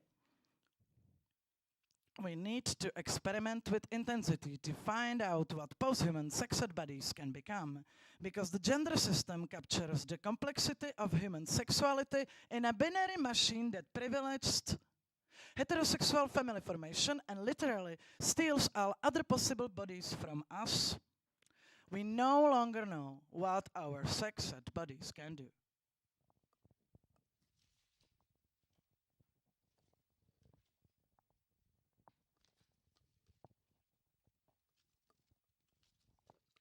Post-structural metabody, the self in post-contemporary times, in lost times, the self in culture, the ocean of me. What is water? Here, not here. Mine, not mine.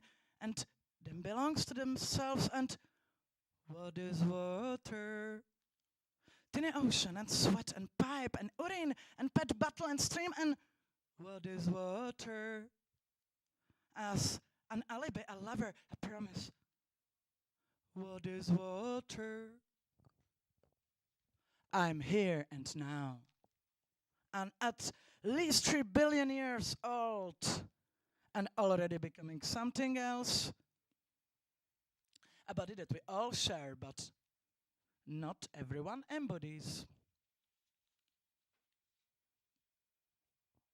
The body behind structures outside the structures, of frames and types out of order, the precursor of the transcendent body, and at the same time a certain terminal technological mindfuck for theory, to name this simple evolution which we all sense. Body touch, the body of Christ. Body context and connections, body of the way, sentient body.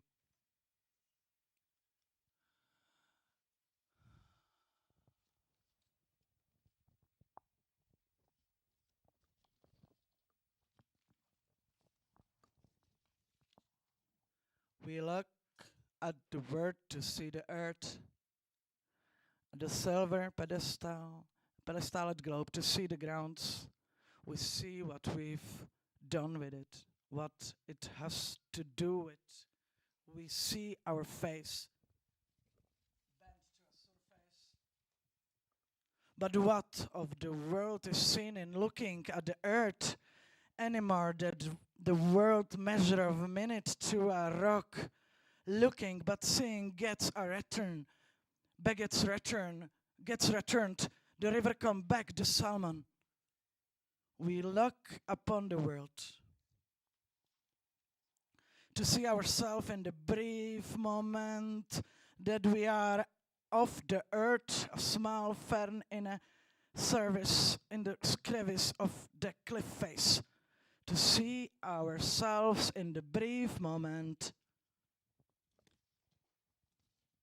that we are of the earth, to see the earth before the end of the world. The world.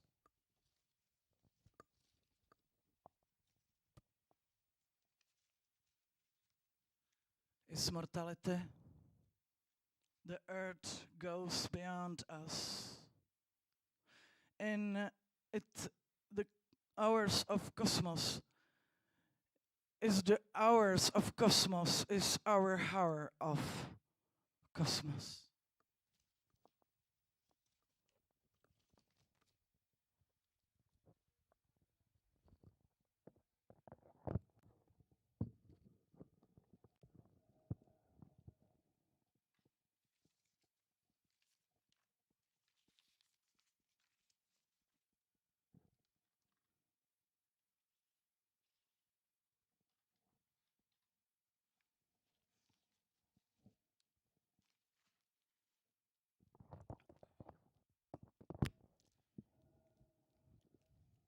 The cyborg would not recognize the Garden of Eden. It is not made of mud and cannot dream of returning to dust.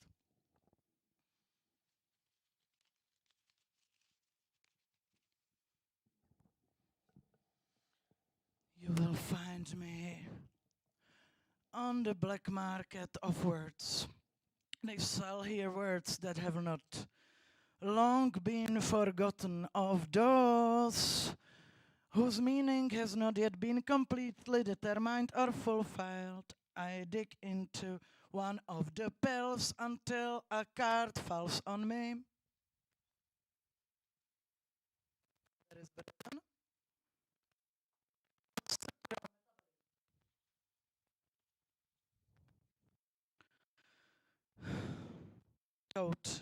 both are bound in the spiral dance.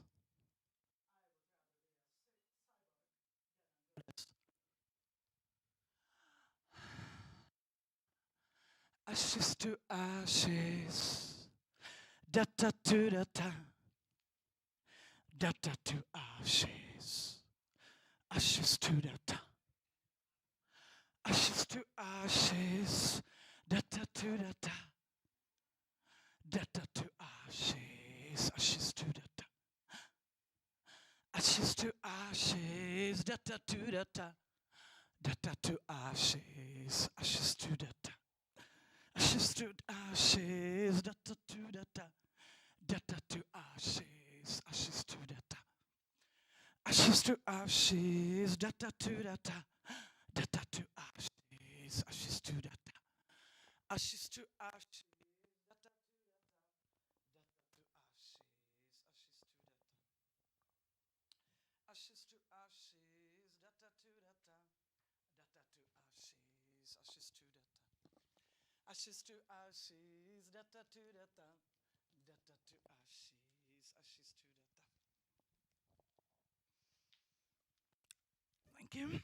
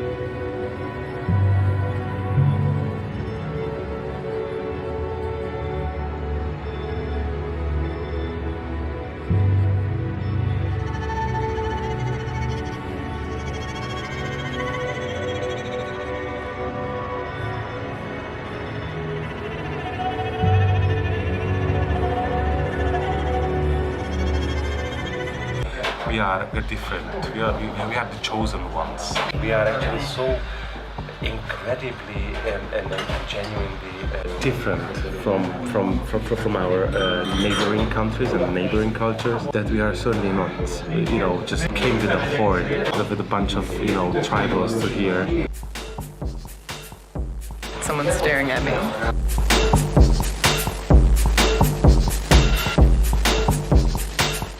So Mimi, welcome in the belly of Budapest. It smells good. Yeah, I feel like I'm in the castle. We're taking off. That's a Hungary futurist mothership.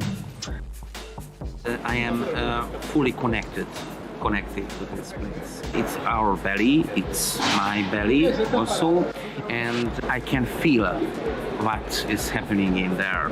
My Hungaro-futuristic identity is built on this place. And it's my home, it's myself, and it's my body, and it's my spaceship. We can feel safe here. The entire Budapest can burn, but we are safe here. The entire Hungary is an authoritarian regime, but we can feel free here in the marketplace. Wow.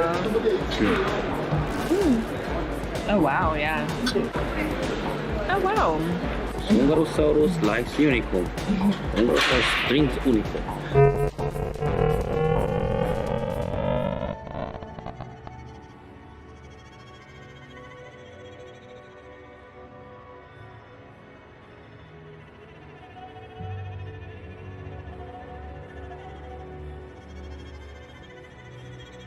So should I touch it? No, you should put your ear near to the rock, and then thus you can hear the beating sound. It's too loud.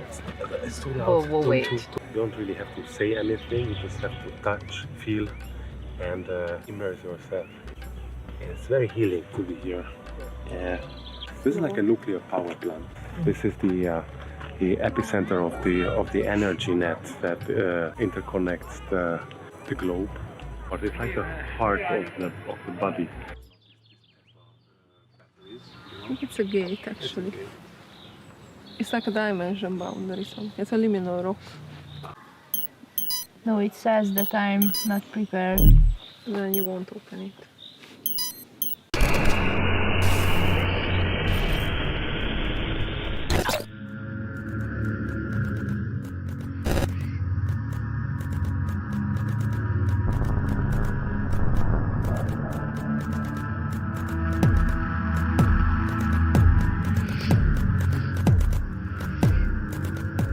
This is a portal to communicate with our ancient ancestors from Sirius. Siriusians use it as a pilgrimage.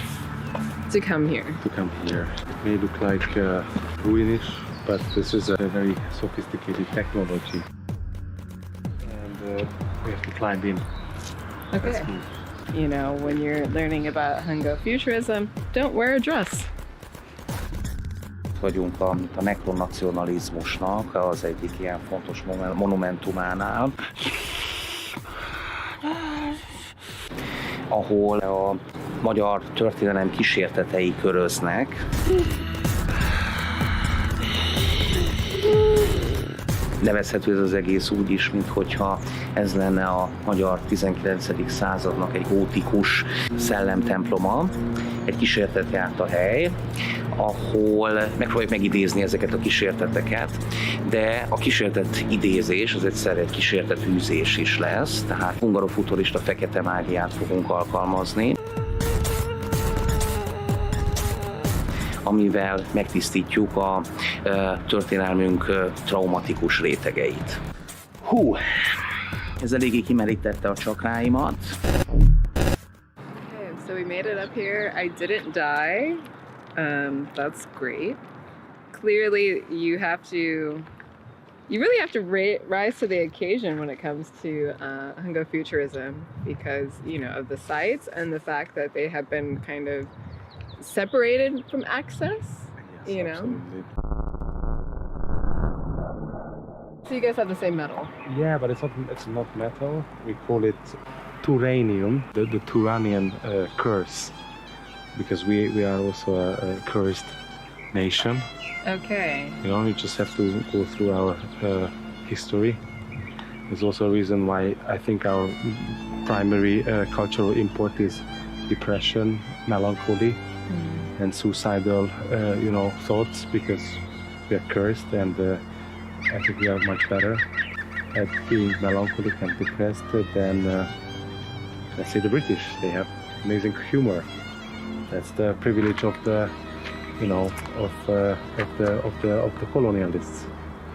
And what we have is grief and sadness. But with curses, aren't there opportunities to undo them? If Hungarians are doomed to be depressed, melancholic, and suicidal, then what is the point of Hungo-futurism? Break the spell, break the curse. To play against the logic of Kulturkampf. Yeah, the culture war, yeah. It's about whatever your local particularity, that's what we have. Think globally, act locally, very cheesy, but... To over-accelerate this sadness to its limit. Maybe there's something else beyond this completely ruined situation. How will this movement, or how do you hope this movement changes the world? Well, it did change my world, so...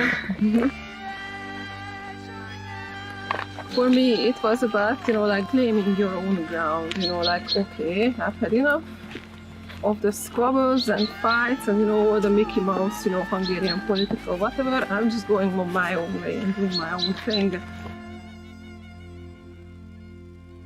It's about somehow fertilizing the cultural imagination, and that's what our role should be, to sit and think, and then enact somehow. Because what interests me is always some kind of praxis. We constantly find the traces of Hungo-futurism, and there are different groups of people who can freely use it. We see it everywhere. Yeah. We just record it, I don't want to, just perpetuate the same formats and the same thoughts, as I've said, to be a pawn in someone else's game. I want to do my own thing now. So, it's just like cutting the ties. Like, establish your own domain, do your own thing. Liberal public sphere, but I thought, okay, cut ties with them as much as with these nationalists. I call it the alien-predator fight. Yeah, in that regard, want to, transcend this dichotomic thinking of aliens versus predator. Yeah. We've been talking about this hybridization of thought, deterritorialization of it's ideologies. Aki a manifestum főbb vonásaival és témáival és következtetéseivel és egymás mellettiségével egyetért, az csatlakozhat. Olyan nyitott, mint ez az űrállomás.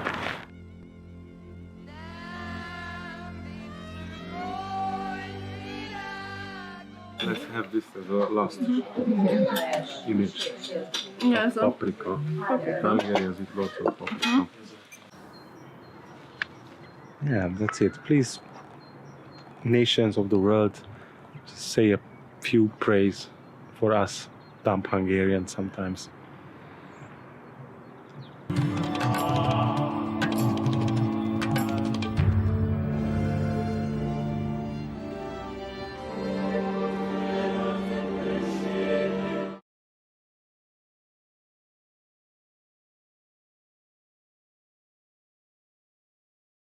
Of 2020. We are fortunate enough to have Zsolt Microfestival here with us as part of the Futuro Gang Symposium, which is just beginning right now. You may have noticed online, if you go to PragueMicrofestival.com, that we split the colloquium into two parts. So there's one part today, which will feature mostly videos with our invited guests, and then a panel, which is coming up right after. And then tomorrow we will come together again to discuss some of the topics together, ideally with the audience and yourself.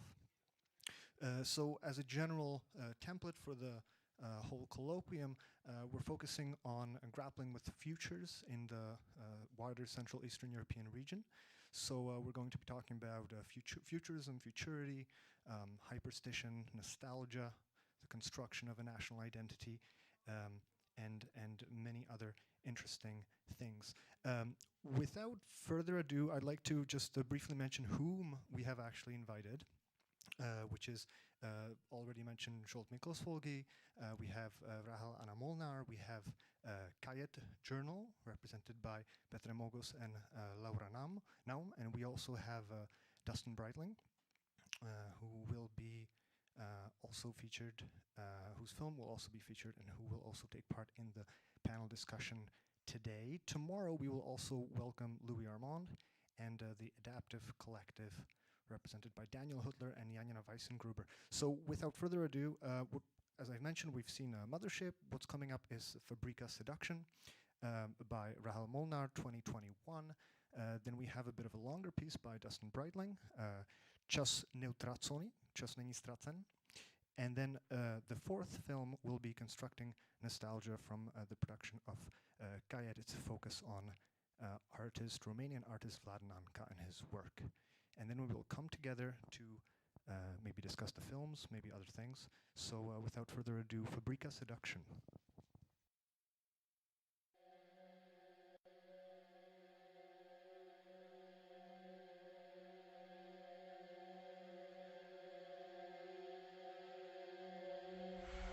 Fabrica Seduction is a mindset coaching service and community that specializes in persuading you to buy your own heart so that you can finally devour it all. Your pursuit of answers and direction ends here. It's time to let go of yourself and start the chase for the total purity of your emotions and thought patterns. Our goal is to help millions of people indulge in their own personal desperation, and let our coaches tap into it in the most oppressive and draining way. Building on the enchanting mix of Zen Buddhism, quantum physics and Western psychology, we created our signature regimen that teaches you how to totally and irrevocably dispossess yourself from your identity, whether it's about your love life, your finances, health or professional career.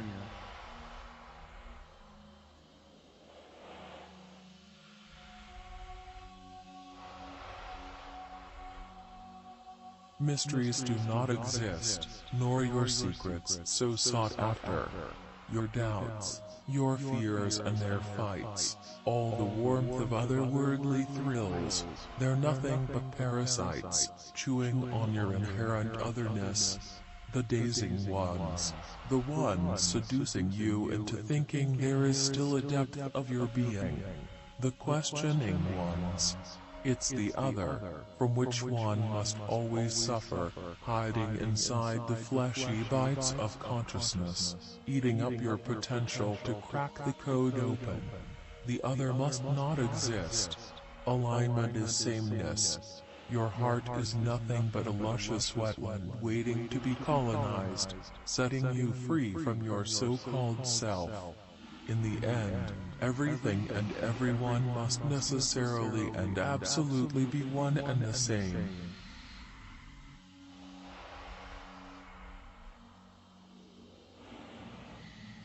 Here, in the Fabrica Seduction community, we only think in prescribed categories. Burn negativity. Let go of the depth of life. Learn how to gain control of your thoughts and utilizing them to keep yourself in the endless chase after your dreams. We're in total control. Trust your emotions need to be commodified. Trust your predictability. Stepping into alignment is just learning how to tame yourself when the other refuses to disappear. Aligning with your ideal version means you are able to beat your authenticity and manifest an endless psychosis of peace, love, positivity and abundance. All of what you've ever wanted a way to in exchange for your soul. What we offer is a new lifestyle of a chain of addictive, painful self-hypnosis methods that create your ideal self, which is ready to be colonized easily and effortlessly.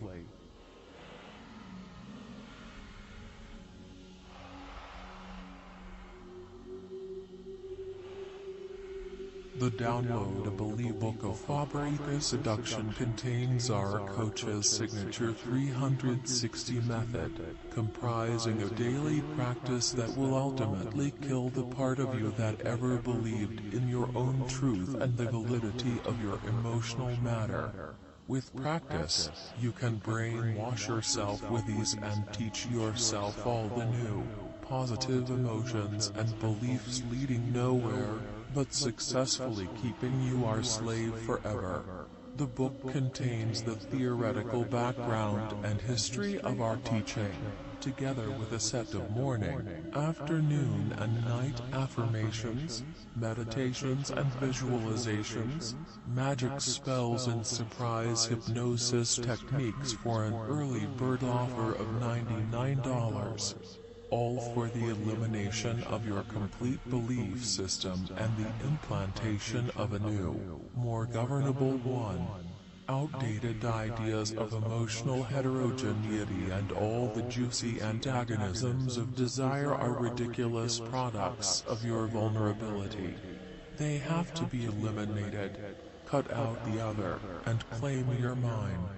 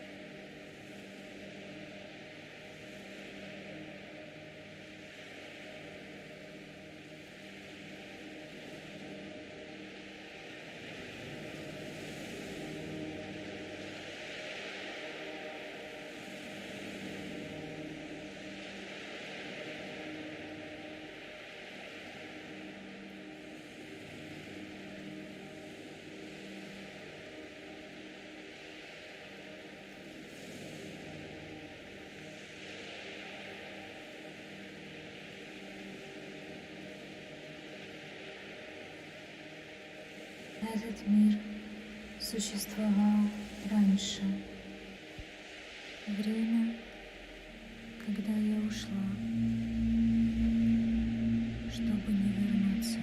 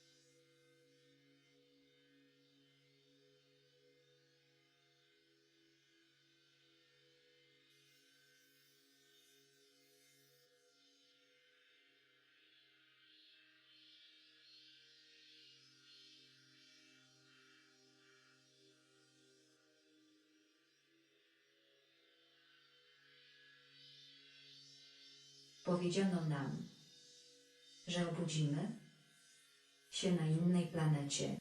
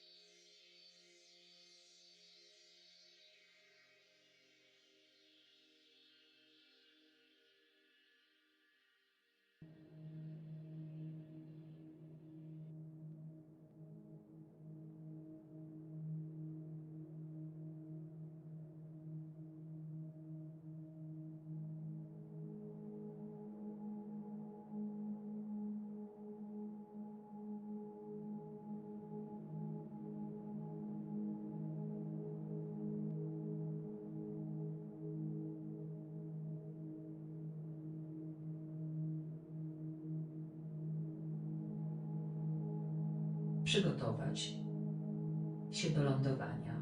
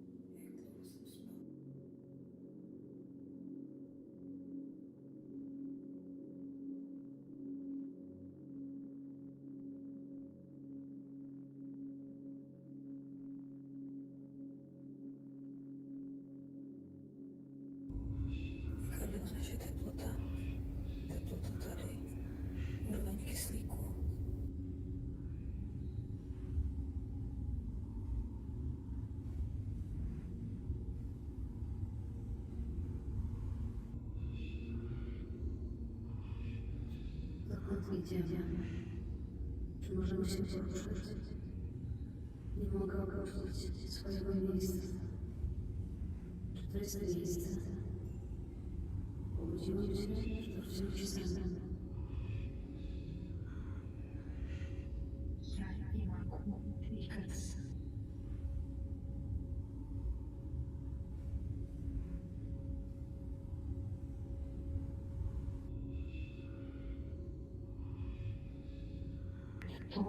Что это похоже?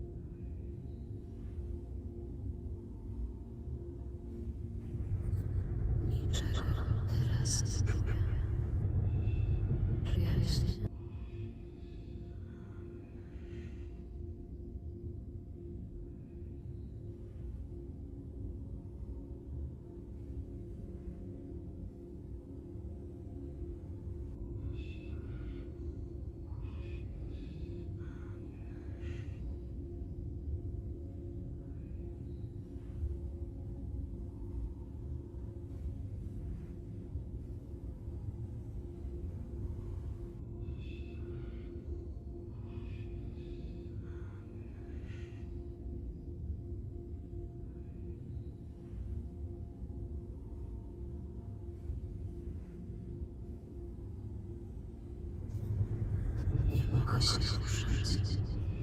Zasypałam. Czy to moje myśli?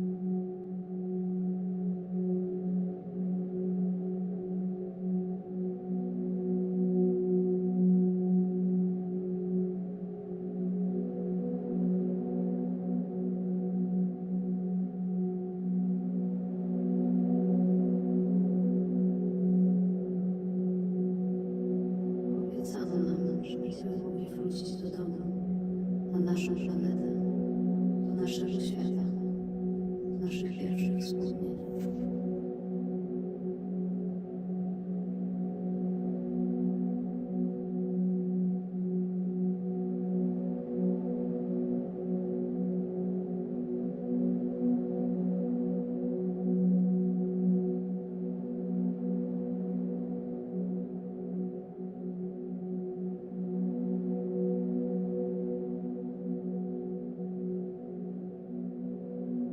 Czy możemy wrócić do domu?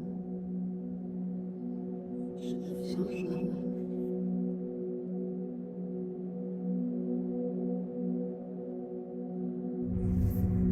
Tracę oddech i myśli. Ledwo oddycham.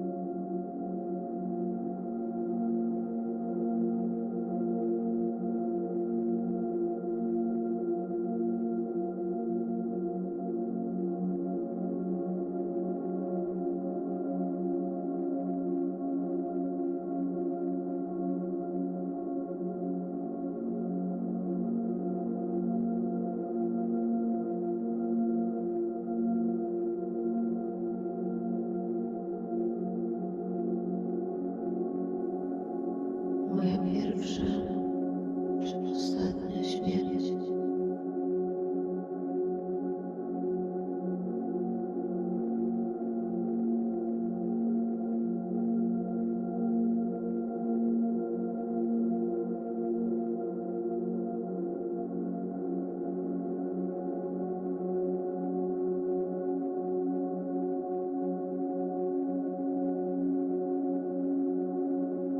Mój pierwszy czy ostatni oddech.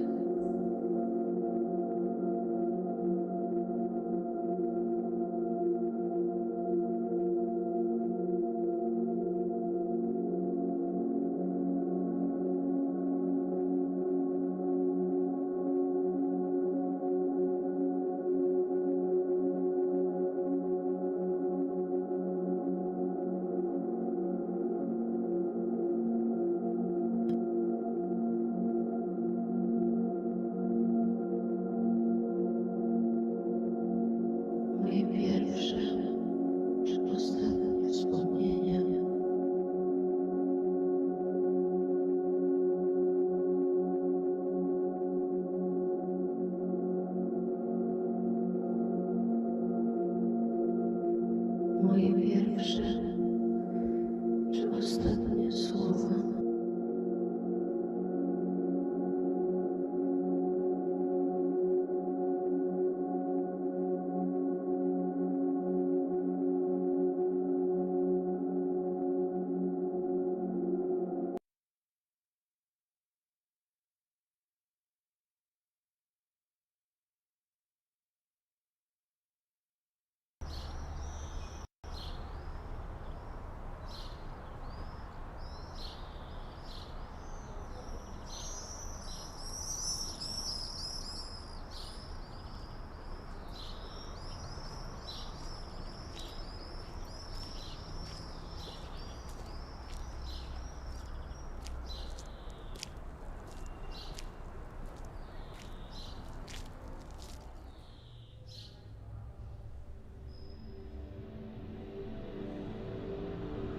Primul lucru pe care îl vezi când intri în expoziție sunt plantele, și plantele tăiate și plantele vii, pe care le-am ales în mod special să te introducă în atmosfera asta anilor 80. Momentan au rămas numai garoafe pentru că sezonul gladiolelor a trecut și am avut șansa, din punct de vedere al florilor tăiate, să pot să lucrez cu flori locale și nu neapărat cu flori de import.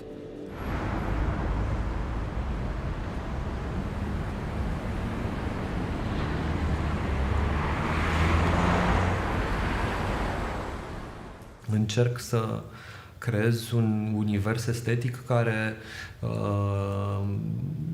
se apropie de un fel de nostalgie construită pe care toți o facem. Fiecare generație își construiește are o nostalgie pentru 2-3 generații mai vechi.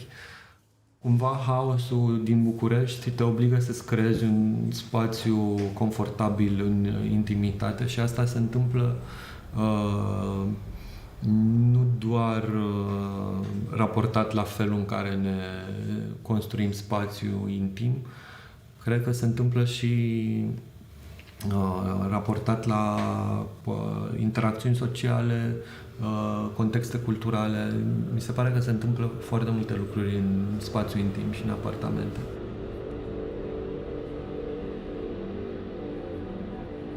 Pasiunea asta pentru obiectele de decor poate avea mai multe motive. Primul sau unul dintre ele poate fi legat de mersul la târgul de vechituri, care pentru mine a fost și o încercare de a reconstrui fragmente din copilărie, pentru că eu am o problemă cu memoria și nu mi-amintesc prea mult, uit lucruri repede și nu mi-amintesc mai nimic din copilăria mea și atunci una din metode a fost să merg la târg și să regăsesc obiecte care să provoace amintirile astea. Obsesia cu cărțile poștale a pornit de la arhitectură. Adică și arhitectura din București, și de la un moment dat încolo am început și cu litoralul. Eu am crescut la bloc, într-un bloc socialist din drumul Taberei, un bloc construit după cutremurul din 77. Și era cumva face parte din al doilea val de blocuri din drumul Taberei, deci nu din cele mai apropiate de centru, cele mai apropiate de periferie și în privința blocului meu au existat și glume de genul unde bate greu un geam și se aude talanga. Universul propriu e influențat și de universul propriu al nonei, e influențat și de universul propriu al rețelei mele de prieteni, colegi artiști, simt că aparțin unui context care mă influențează și pe mine și poate și eu îl influențez în felul meu.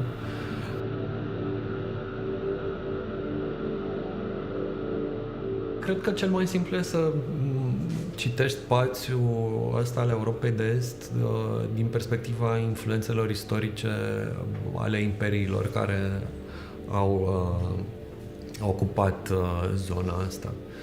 Deci și în România mi se pare că avem aceste multiple straturi, stratul slavic, stratul oriental și stratul roman, care, mă rog, latin, să zicem, care e unul despre care nouă ne place mai mult să vorbim, dar de fapt ar fi mult mai just dacă am recunoaște toate influențele astea.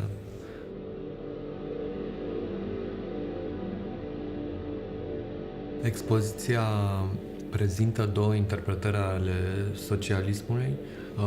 Într-o măsură mai mare, socialismul așa cum arăta în România anilor 80 și altă interpretare a unui tip de socialism utopic, așa cum e în reprezentările arhitecților radicali italieni, mai exact mă gândesc la Superstudio.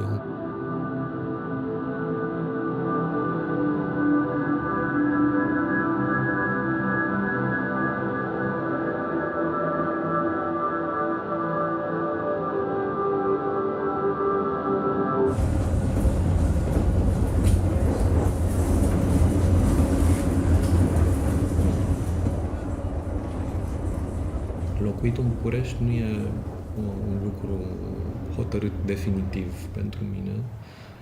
Rămân constant cu opțiunea unei relocări. Nu simt că e datoria mea să rămân aici. E un spațiu confortabil în care simt că pot să continui să lucrez, să-mi continui viața de artist și viața mea normală. E un context confortabil, cred că ăsta e cuvântul.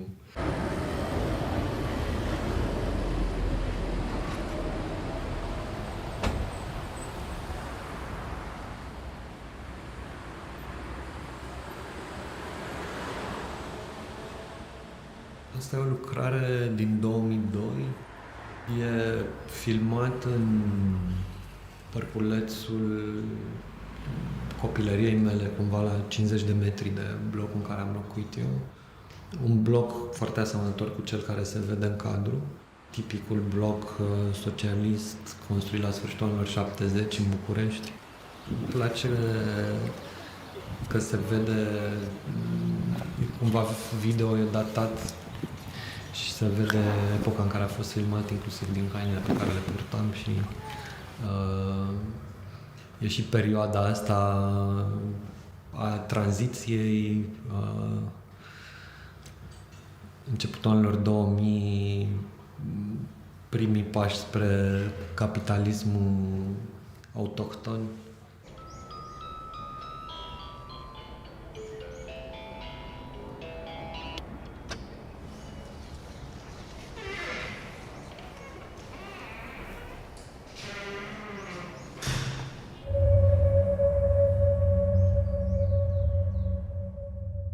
În copilărie, când terminam școala, veneam acasă și de foarte multe ori se întâmpla să existe niște timp morți în care pur și simplu mă uitam pe geam.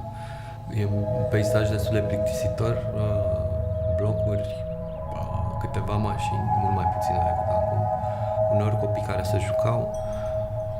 Cert e că petreceam uneori ore în șir uitându-mă pe fereastră și observam cele mai mici detalii.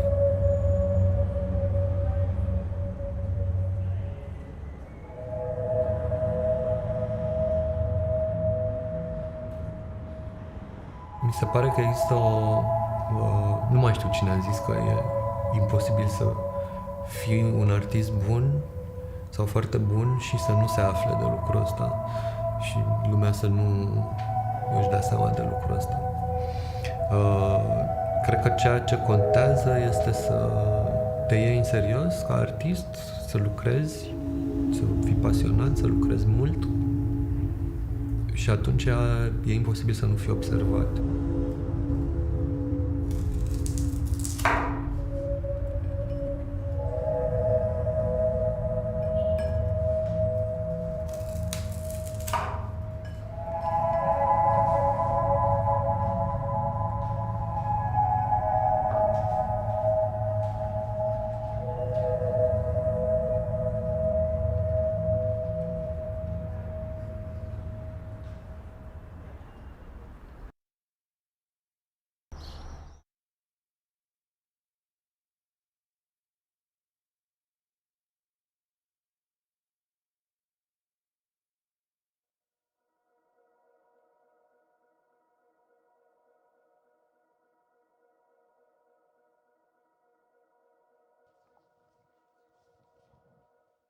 Okay, wonderful. Thank you for the mic. So in the order of, or going from the back, actually, Constructing Nostalgia, a video with Vlad Nanka from the workshop of Kajet. Before that, we have Čas Neutracný, Čas není ztracen, Time Not Lost by Dustin Breitling, 2021. Before that, we had Fabrika Seduction by Rahel Anna Molnar. And before that, Mothership featuring Scholt Miklos Volgi.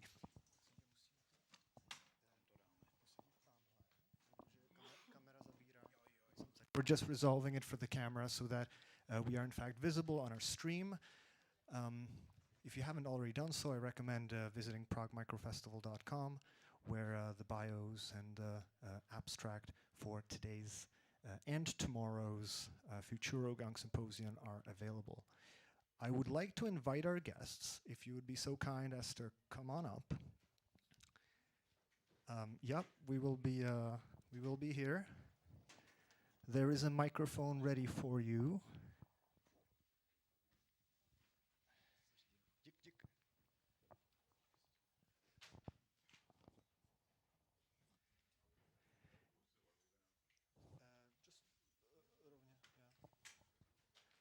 So we have Dustin Breitling sitting down right here on the left. I will give a very short introduction.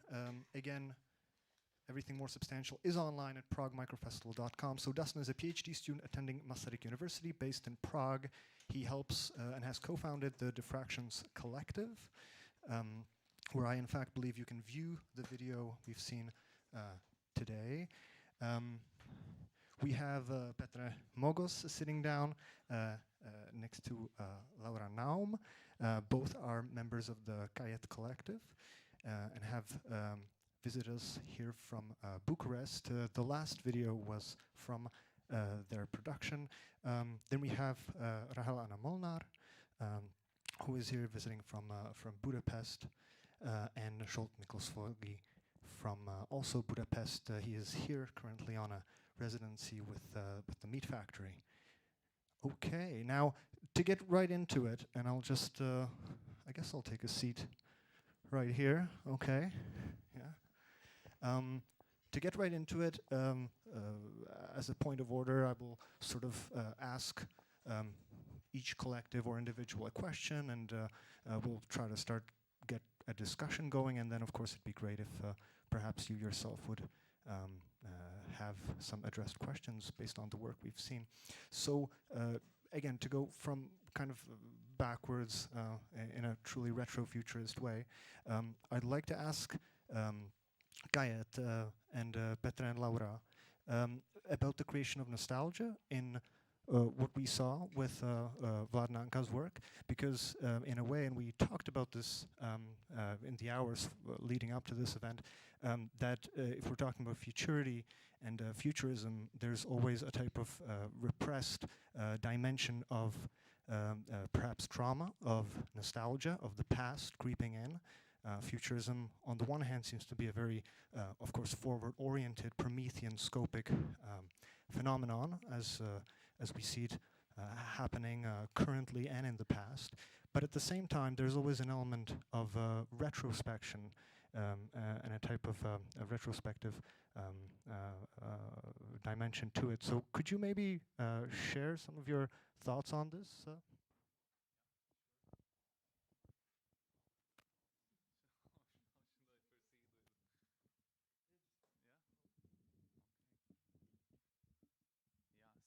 basically, what we usually try to do with the magazine is maybe first and foremost try to document the surroundings that take place around us, and this has been perhaps the main focus that we have had with this project that we started 4 years ago. And along the way, we started with mainly issues of representation, but we realized gradually that there are perhaps more important or more pressing matters that should be tackled, and that us, the two of us, and all the other contributors that have helped us put this together, tackle in their day-to-day lives, but also in their artistic practices or in their work. And that is this idea of not just maybe investigating the traces from the past, but also trying to trigger this maybe what is usually called this radical imagination, because we saw that this kind of mutant version of capitalism, post-socialist capitalism, has shifted the local imagination entirely. It has maybe transformed it into this kind of sterile valves of, I don't know, meaningless voids. And we, I think the most important task that we have is to try to maybe fill some of these empty spaces, some of these gaps with some forms of knowledge, after all. And I think the video that you all saw of Vlad is perhaps just a tiny instance of how the past can be used, how can it be traced, how it can be tackled in its original forms as fragments, because the way he understands this idea of nostalgia is in a fragmented, in a maybe distorted way, just like memory works, after all. And I think this and I think this is also something that I saw in Dustin's work. This idea of nostalgia, after all, if we dismantle it and we tackle it etymologically, we know that it is a longing for a home. And I remember two very interesting questions in your piece, Dustin. Are we going home? Is there even a home? You know, and I think especially the second question is exactly the kind of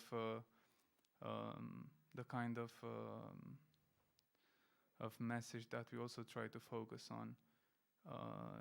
Is this past that we focus on, is it even real? Is it created? Is it constructed? As Vlad said in his own work. And after all these sorts of tiny slices of meaning and artistic practices we try to focus on those that we feel have been brushed aside from the dominant trajectory of modernity. And those are the ones, this kind of parallel layers, those are the ones that interest us more than what has been taught to us in school, in textbooks, history with a capital H and so on. Absolutely. Maybe we can segue to Dustin right away, unless Laura would like to add something. I think Petrika mostly said what. I think Petrika mostly said what I was thinking. Maybe I would just like to say that when we refer to the present, we always look in the past, but we always think about the future at the same time. So for us, when we talk about what we document and what we talk about, we always look at the past, but also at the future. Yeah. Do you think maybe that Romania, and again through the work of Vlad Nanka, where he mentions this sort of layering, these strata of general cultural influences, he mentions the Latin and the Slavic and so on. Yeah. Do you think that in any way is noticeable in the work of Kayet, where similar strata are being unpacked or kind of worked through?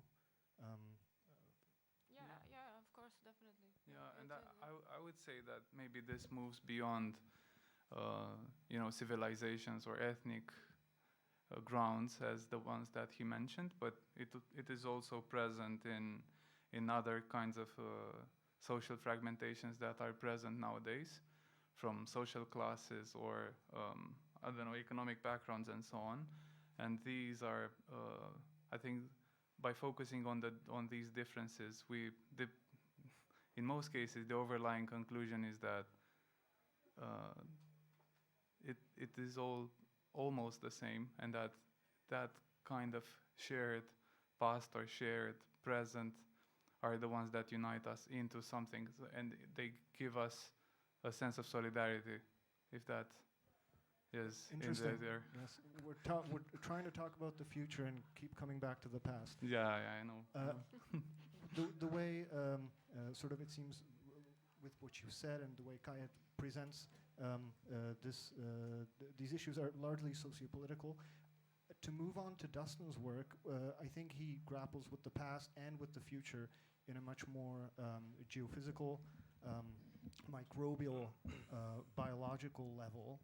And I would maybe like to ask about that because, again, just from our brief conversation beforehand, the piece was a sort of testament to the relationship of trauma and the future, with a bit of Stanislav Lem kind of put in there. Could you elaborate?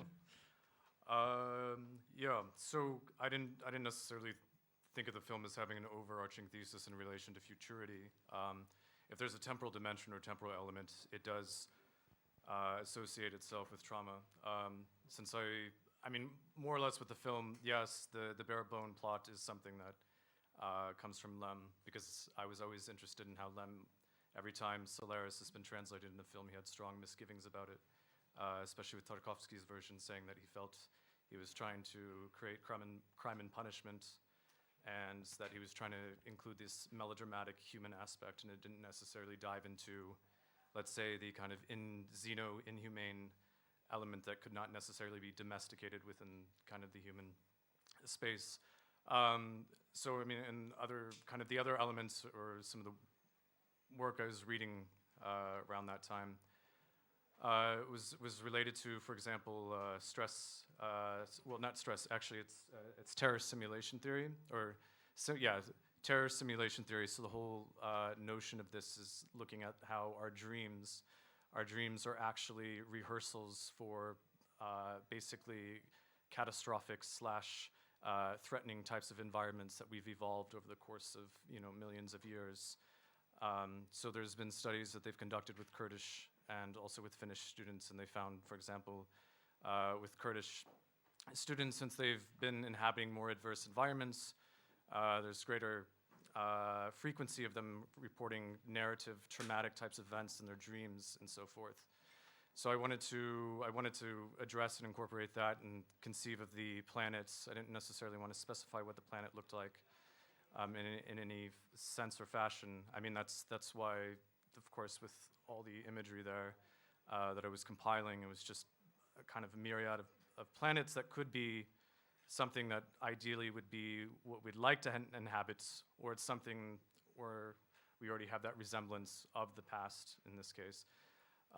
So tying in these elements of looking at trauma, also reading up on, well, I mean, basically the idea was the planet has deciphered the past of humans, and it comes with this kind of assumption that yes, there was a catastrophe, and the planet has deciphered kind of the memories and the dreams of our catastrophe, and the planet wants to reject humans coming in, like basically like an organ transplant, but it rejects humans. It has an inherent distrust towards perhaps human habitation. So that was more or less kind of the echoes that I wanted to keep with Lem, and then additionally, reading up on epigenetics and, you know, kind of the traumatic inheritance where they've also, you know, there's been the infamous Dutch famine study where, for example, when there was mothers and they were having children, you know, during the famine during World War II, you know, they found out the children, the offspring of the mothers who had the children during the famine, they had higher tendencies of obesity, schizophrenia, as well. And they've also, we were discussing the other day as well, looking at Holocaust survivors and Holocaust survivors as well. Apparently there's higher stress disorders amongst the offspring. So, and I suppose maybe just the last kind of theorist or person I was influenced by was Immanuel Velikovsky, even though he's quite a crackpot. But his kind of whole concept too is looking at how generally the myths that we see across cultures, the kind of flood or great deluge myths, his whole kind of concept was that actually these were just events, even though his kind of whole, let's say, astrophysical understanding is a bit bonkers, because he was basically positing this idea that Venus at some point was ejected from the planet Jupiter. And what happened is this kind of shook up the whole kind of gravitational placement of the planets, and there was a constant bombardment on planet Earth. And this constant bombardment was something that triggered these types of traumatic events that humans over the course of time have attempted to kind of render through writing and have constantly tried to come to grips with within their respective environment.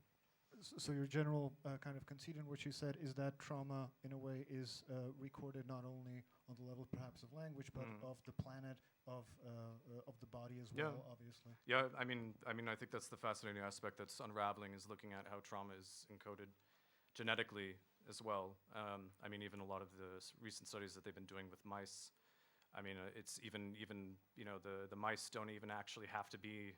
I mean, there's been some studies too where they take out mother mice from the kind of offspring mice, and when the mother mice comes back, you know, the mother mice, maybe she hasn't been around her children for long periods of time. She's basically unresponsive. So what happens is the children themselves also start acting unresponsive, and they've noticed with the children and their offspring that they've actually also had kind of this exhibiting similar types of traits of kind of indifferent or actually also risky behavior in this case. So, yeah. Thank you very much. I'd like to segue to Zsolt, because I think we're talking about a type of cosmic trauma. It really comes up in your Mothership mockumentary, which we saw earlier. Could you maybe tell us a few words exactly about the, so to speak, Hungarian trauma as you presented there, with the suicide and the... Oh yeah, of course. First of all, thank you very much for the invitation. It's a great pleasure of being amidst brothers and sisters in crime and allies and comrades. So, talking of trauma, obviously, we've been discussing with Laura and Petrika yesterday that you know, the 20th century. So one of the most crucial point of happening or event of the 20th century Hungarian history starts with the spatial trauma of losing a political or geopolitical territory. And on the basis of this territory or loss of territory, you know, this kind of traumatization can be always monopolized by political forces, can be hijacked and to some degree, you know, further exploited for you know, power political usage. But what is interesting, if you turn it upside down and then you say that maybe it's not only something that can be hijacked or utilized for political,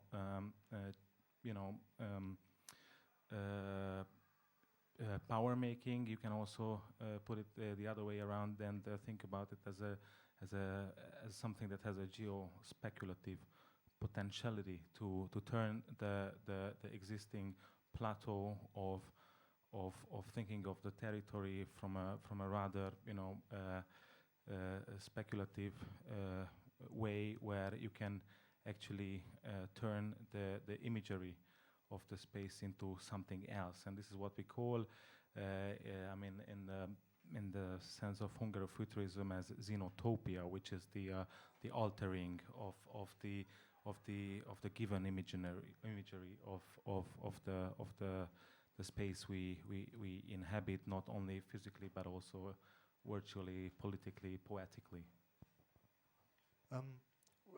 We sort of, or actually, you informed me that upon the launch of the film, that there was criticism voiced against it in a way, because apparently, if I'm correctly understanding, you were appropriating Afrofuturism, and I just want to maybe riff on this as you presented this notion of space. You know, Sun Ra, space is the place, but space is also, as you and the Hungarofuturist project in general construe it, it's a plane of an actual territory in a way.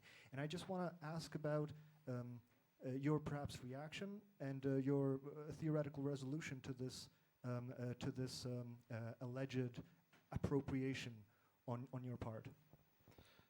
Yeah, it was interesting to see because, for instance, the reporter Mia Imani Harrison, who's an Afro-futurist activist from Seattle, US, she came across to this whole concept of Hungarofuturism and was very much interested in having a kind of like a confrontation in a positive way with this whole encounter, and then yeah, exactly, there has been few let's say negative comments regarding this whole appropriation thing, but we always answer with the following. For us, Afrofuturism is both a resource of inspiration, but also, we differentiate our struggles from the struggles of the Afro-American population of the US or North America, because obviously their struggles are entirely different and incommensurable with our struggles, and therefore what we would rather think about is to have a look at various ethnofuturist attempts or endeavors, and try to form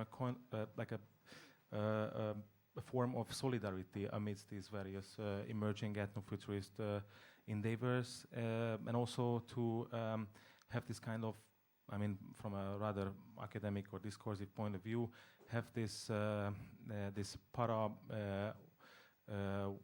space where these various ethnofuturists could radiate to each other and can fertilize in a creative way. This is what Mahan Moalemi, for instance, in our Xenotopia magazine, calls as relational futurism or comparative ethnofuturism, where these various forms or imaginaries of futurities can be researched from this comparative point of view. And this is, I think, a good start. Hungarofuturism, it's another question that we always got, that this Hungaro prefix is it something that further perpetuates this kind of essentialist notion of nationalism, or what's the, why we don't call it a Karpatofuturism or whatever, why we cannot come up with something more speculative?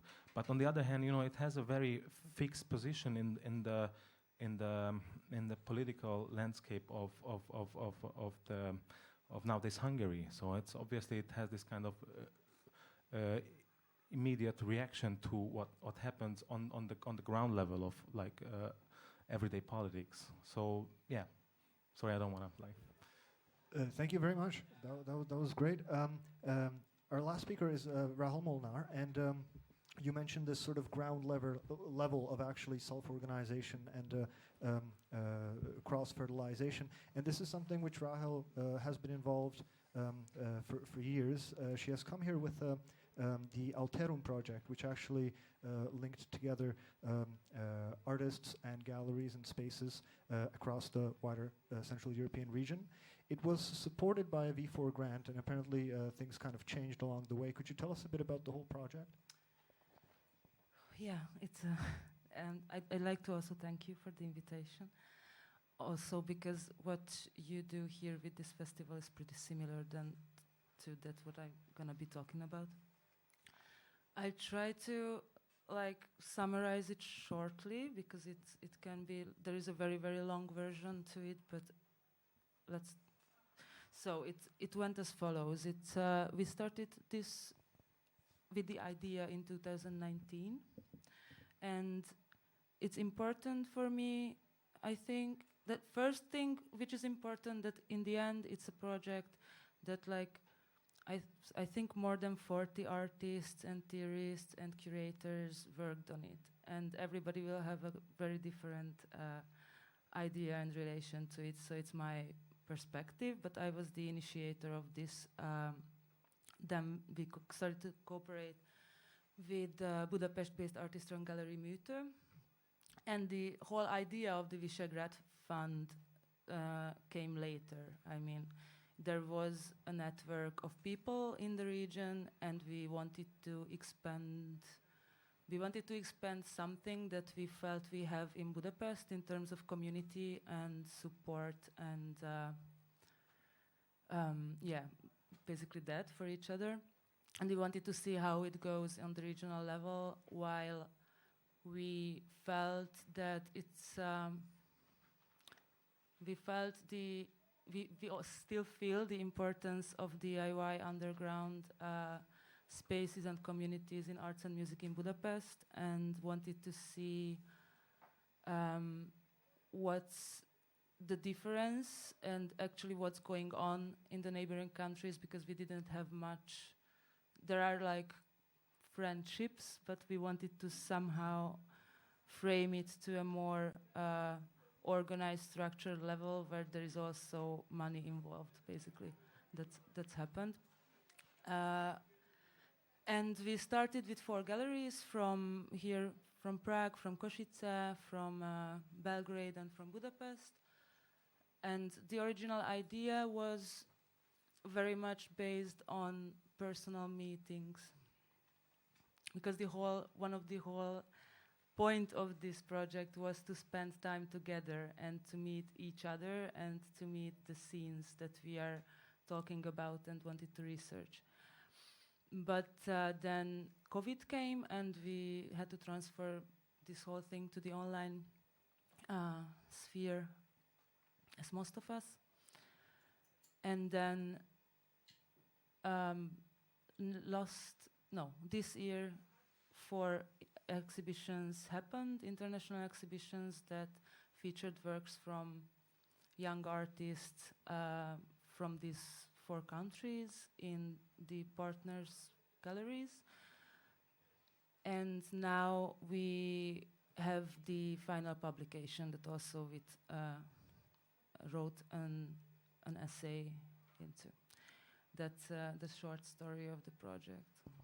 I just want to maybe fill in that the Alterum magazine publication will be available in the 35-meter squared gallery. Yeah, in like 2 weeks. Like by the end of the month, they will have their copies, and we'll have like 100 copies of it. So if anybody is interested, it's going to be free, and you can grab a copy at the gallery. Of course, 35-meter squared, that's just almost down the street. I have a second question, and it's particularly about the video we saw. It was the second one, Fabrica Seduction. You made it as part of a residency at the Brno House of Arts in 2021. I applied with this project to that residency. It's important that we did it together with Endre Černa, who is a very good friend from Hungary. He's also the editor of Utca és Karrier magazine. I just wanted to add that.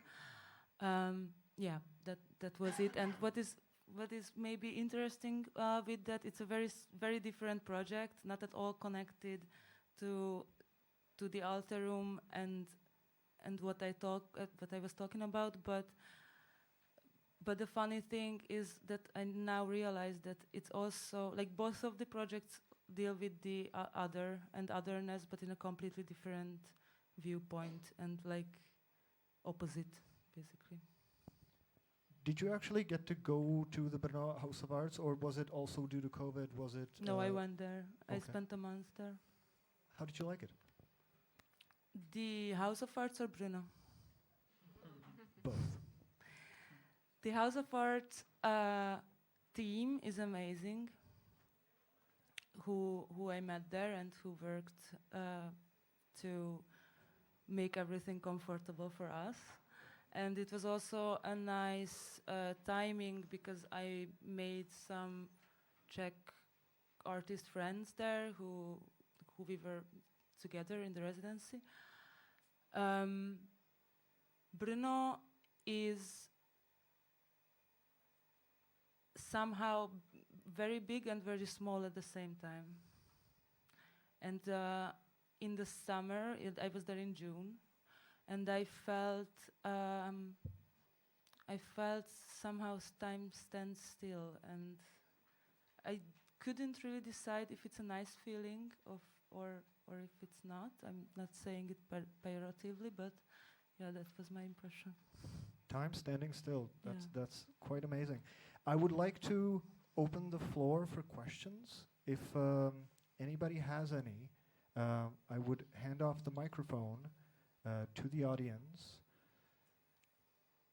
Are there any immediate questions for anybody here on the panel currently? Actually, I have a question about Hungarofuturism, if that's fine. Yeah, I'm quite interested, particularly, do you see the kind of intersection, because as far as I understand too, I mean, the term is also applied in Austro-Hungary in terms of serfdom, like robots as well. Like I think there was the robota serfdom system. If you see this kind of intersection as well with Afrofuturism, because I think one theorist I really like, Lance Taylor, he makes this whole point that he conceives as Africans as just being genetically bred on a plantation, that they were technically the first or maybe not the first, but they really embody what a robot is in this case. And I'd be curious if there was this kind of intersection, because I really see, especially with Afrofuturism, the strong emphasis on the nature of the body in this case. You know, is the body, of course, as an object, and is a body that's, you know, socially bred for its purpose to kind of fulfill, whether it's a slave system or, as we see, kind of commodification, and also kind of questions as to, you know, where do we come with kind of reparations and slavery. So I'd be curious if this is something that was discussed. Yeah, I mean, I think that's a really good question, and I might be a little controversial here, because, or even provocative, in the sense that in terms of Hungarofuturism, the relation between the body and the formation of the nation is to some degree based on this rather right-wing, far-right nationalist, or let's say so, national socialist idea of the Volkskörper, the body of the nation. And what Hungarofuturism wants is to dismantle this body of the nature, to castrate it, to you know, to do like a kind of a carnivorous autopsy of this body, and to then recreate and then bring it to the slaughterhouse, and then just, you know, pipe it into a huge sausage that we can like shoot out to the outer space.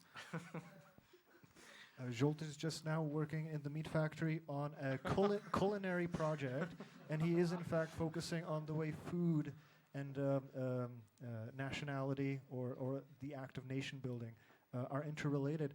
We did touch on the sausages. Could you tell us exactly what role sausages currently play in the in the political imaginarium?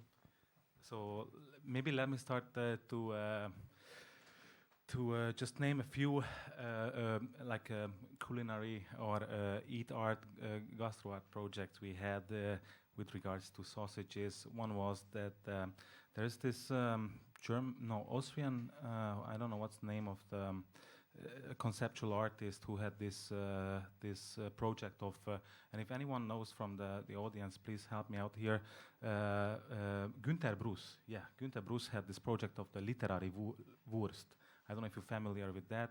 He was shredding Hegel's phenomenology of the spirit, and then made a huge sausage out of it, so that it becomes more consumable. So this kind of the metabolic, metaphoricity of like reading or like incorporating a text became like kind of physical. What we did is precisely the same kind of thing with one of the key authors of the Hungaro-futurist pantheon, I would say, Ferenc Juhász, who was like this folkish, surrealist, neo-avant-garde poet who wrote a gigantic book of like a catalogue of every creatures that could appear on the surface of the planet, something like this encyclopedic idea, and it's just impossible to read through this gigantic poetry book. And what we did is we also shredded it, but we made the sauerkraut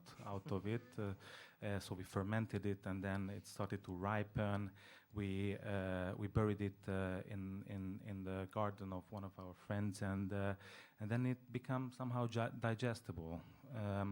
A good friend of ours, and he's one of the other key founder of Hungaro-futurist movement, Mário Nemes, for instance, ate the entire constitution, the new Hungarian constitution, that was fabricated by the Fidesz, which is an absolute, nonsense constitution. So to point out this kind of absurdity, he combined it with a tripe soup, like similar like the Slovakian or Czech tripe soup, but the Hungarian equivalent of it, it's a canned tripe soup. He shredded the constitution and then incorporated it. Drčkovka. Yes. So this is, I think, like this metabolic aspect or metaphoricity is kind of interesting. I don't know if I've answered your question at all. Absolutely. There will be an exhibition. So it's not it's not only sausages. There are so many other interesting, Sure. There will be an exhibition as part of the Microfestival coming up soon, curated by Lukáš Likavčan, which actually is focused on metabolism and a type of metabolic imaginarium, or the metaphor of the metabolism as such. And it's interesting just how sort of logistics and nation building and agro-politics feed into the construction of a national identity, as you were saying. I want to ask Rahel, because, of course, the whole futurist discussion is largely, as I said, kind of Promethean. It charts out paths towards the future. It is always a language, or arguably it is a language of power. Futurism has always had a very problematic relationship with the standing structures of power. And I kind of want to maybe turn the discussion on its head and simply ask Rahel about the position of hospitality, because as part of the Alterum project, I think most of the writers there actually, rather than charting futurist visions, focused on the relationship of the self and other, and in what way they interact on sort of in strange ways and in strange ecologies. And I would like to ask about this, whether this sort of ethics of hospitality in any way worked as part of the project. Yeah, I'm absolutely. Actually, it was like a plus gift and surprise that when we started the editing process of the catalog and we started to talk about the topics, it just naturally came together in a really coherent whole. Both the topics of the forewriter and my additional preface. But the hospitality and the whole host and guest relation was something that went through the whole project, and that was one of the main ideas why when we actually started this. So it's kind of inherent. It's been inherent always, and also like talking about hospitality, it was. Not only in theory, but in practice, it was for me that's maybe the main challenge to to keep an eye on this on this question of the host, of the relationship of the host and the guest, because it's always in exchange. Basically, it's always in mutation, especially in a project that is 2 years long. And even if we didn't meet, this topic of how do you create like platforms of collective caring and collective hospitality, and how do you make it real? I mean, when do you feel that it's not really a theoretic term, or it's not a flag that you can play with, but how do you act on a day-to-day basis to fulfill it in a community which is familiar but far from each other? That was something I'm still not sure if we managed. I'm not even sure if it can have an end. I mean, it's not. It's circular. The circularity is probably the. I don't know if I answered, but I think so. We sort of touched on the role of languages and the way it must be simply difficult. Of course, we all use English, and I'm wondering how hospitable you, in fact, like find that realm, this Anglophone, internationalist community, which you've been interacting with in the, let's say, wider Central European region. Is there such a thing as, in a way, hospitality in English, or can hospitality only be offered in its, domestic language? I think so. I mean, there are many different languages, not only spoken language, and I've been hosted by many people in the past few years, and I was the host of many as well, and we rarely spoke each other language with our tongues, but I think it's dependent on many things, but mostly other things than spoken language, actually. Right. Are there any questions from the audience? We still have a few minutes before Ron Colm comes up. He will be reading along with the band Monstra, which we have coming. Are there any questions? If not yet, I would like to ask Petra and Laura. Kayet is currently producing a third artist documentary in the series, if I'm not mistaken. There's Vladnanka, whom we saw, then there's another one from last year, and this year there will be yet another featured artist. Can you tell us a bit about the project, please? Yeah, so basically we've been trying to find new forms of producing meaning besides the magazine itself, and one of these has been the video format. The first one, as Vitek said, was with Vlad, the one that you saw. The second one was focused on the work of this very eccentric Romanian composer who is now in his late 70s. And he has this phenomenological approach to composing avant-garde spectral music.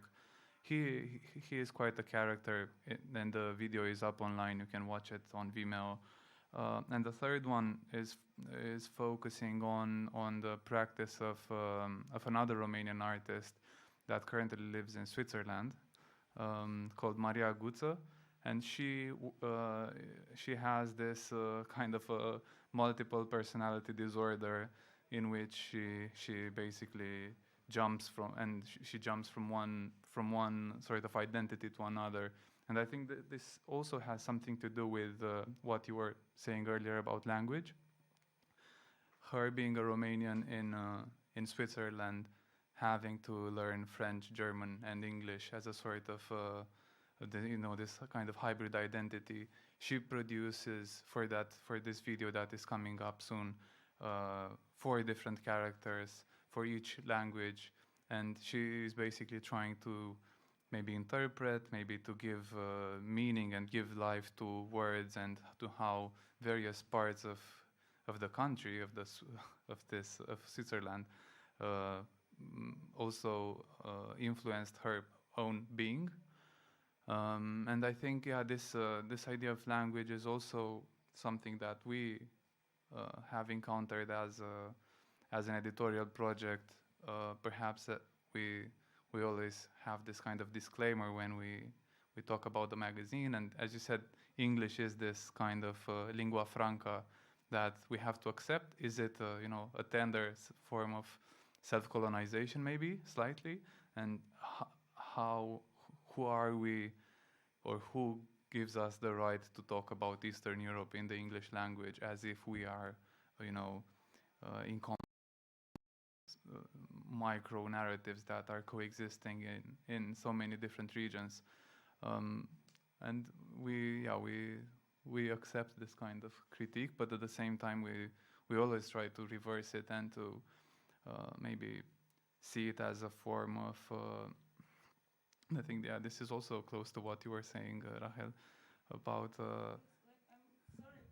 what you can do. I mean, that was going to be my next argument. You have to connect somehow. So I don't like Eastern European. I actually don't like speaking in English much, because you have these several identities with several languages, and each language you speak, you are a different person. I don't like my English personality that much, but still it's, I can't help speaking, like, no choice. I totally identify with what you're saying, yeah. It is a sort of alter ego, like a different persona that we have to put forward. Of course, we are performing in every day in Romanian and in Hungarian and in every language. But I think that the way we're doing it in English is perhaps the most artificial or the most performative in this kind of theatrical or synthetic way, I would say even. Or at least that's how because we have these discussions every time, especially when we go to places that are, west from Prague. This is a critique that we have had to deal with, and I suppose that to a certain extent it is fair and honest, but at the same time it's just a mechanism of not just democratizing knowledge, but just coping with or trying to make this kind of knowledge more accessible to people beyond this region that we call Eastern Europe or Central Europe or Middle. Laura, anything to add? I think this topic of language is really interesting, and the fact that we embrace the English language, I think, is and we acknowledge this and we state it. I think it's really important for us, and as everybody said, if we want to spread our agenda to take over the world, we need to speak a common language. So for us, when we made Caiet, we made a conscious choice not to do it in Romanian, because we wanted it to be accessible to all the people that speak the English language. Yes. Okay, thank you very much. Are there any questions from the audience at this point? Danielle, please. And I will try to get you a microphone if I manage to do so.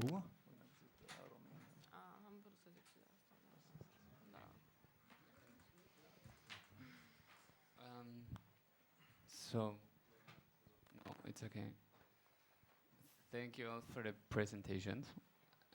My question would be directed at Dustin, because I remember last time that we met live here in the Microfestival, you showed a movie about alien capitalism, and it was totally different to this one from the topic, and it's kind of, ask you what's the relationship between these two points of view? Are they complementary, or is it just against, like adding up to it? Yeah. More like suppress, and also what has been just mentioned about the language and stuff, because the last video was super intense in the textual part. It was really a dense message, and in this part, I think it was even an invented language, right? Actually, no, that was Russian, Polish, and Czech. Okay. I was trying to get to all Slavic languages, but that just failed. I mean, actually speaking to this whole fact, because the initial impulse for me was to explore kind of this notion. I hate to use it because it sounds that it doesn't give kind of like the it sounds a bit homogenous in some sense, but I wanted to understand what Slavic sci-fi is. So I was kind of conducting interviews and / meeting up with friends, and I had a friend, she's Bulgarian, she was just telling me as well, we don't really have this kind of distinct notion of science fiction in this case, because she was claiming for her a lot of it was deeply about fantasy, about her regarding Bulgaria as this kind of ancient site that people visit and kind of really steeped in the past and so forth. So yeah, I wanted to use I wanted to, as I said before, the initial endeavor was see if I can get all these languages and put them in there. And then see if I can kind of explore and untangle what does that mean by Slavic sci-fi, because then I was also quite interested in, okay, I have to look at the kind of Orthodox, and I have to look at Catholicism, and look at perhaps how these inform it. And then I just kind of got to the point where I decided I'm probably just going to discard this idea altogether and just go focus more or less on the nature of alienness and xenoness in this case. And I was actually also I was interested in this idea how the universe suffers from like a dissociative identity disorder. And so that's purposely as well, even though it's only 3 languages, basically, what I wanted to kind of capture in the film there was that, there wasn't perhaps a single person for each of the respective languages. I mean, because there was some parts where it was, I didn't include like a robotic text translator, especially in some of the Polish parts in this case too. I just knew I didn't feel comfortable trying to come up with these common threads per se. So I just wanted to go back to that just basic idea of, Solaris and this idea of kind of the oceanic planet and something that's beyond our grasp, beyond our reach, our cognitive capabilities to pin down and exactly understand, but somehow, some way it has an impact or influence upon us. There really isn't, I don't really see as much of a continuity, I suppose, because, of course, Alien Capital, the film I made, at the end, there is the point that basically capitalism has decided that it's going to, basically have a new type of experiment on a new type of colony in the universe, in this case. And yeah, I agree, it was quite didactic. And so this way I just wanted to strip away as much as possible and kind of keep the ambiguities, but it was, for me, I'm glad. I feel like the film failed in so many ways in what I wanted to do, and I completely embraced that, because I suppose that comes up with the kind of inability to kind of speak and, well, not necessarily speak, but to see the nuances and, the respective differences of something like science fiction and fantasy, or just science fiction, I suppose, and kind of the whole Slavic block. I hope that answers your question in this case. Yeah, pretty much. Are there any other questions from the audience? We have about 5 minutes. Or from the panelists, any comments? Yeah, if I may just, I don't want to form it in this juxtaposition, but what I would be interested in is your take on, the take on this problem of locality in Dustin's movie. I was very much interested in if this kind of non-human or post-human planetary, narrative point of view or focality, does this have a local accent to it, or is it something that somehow transcend it?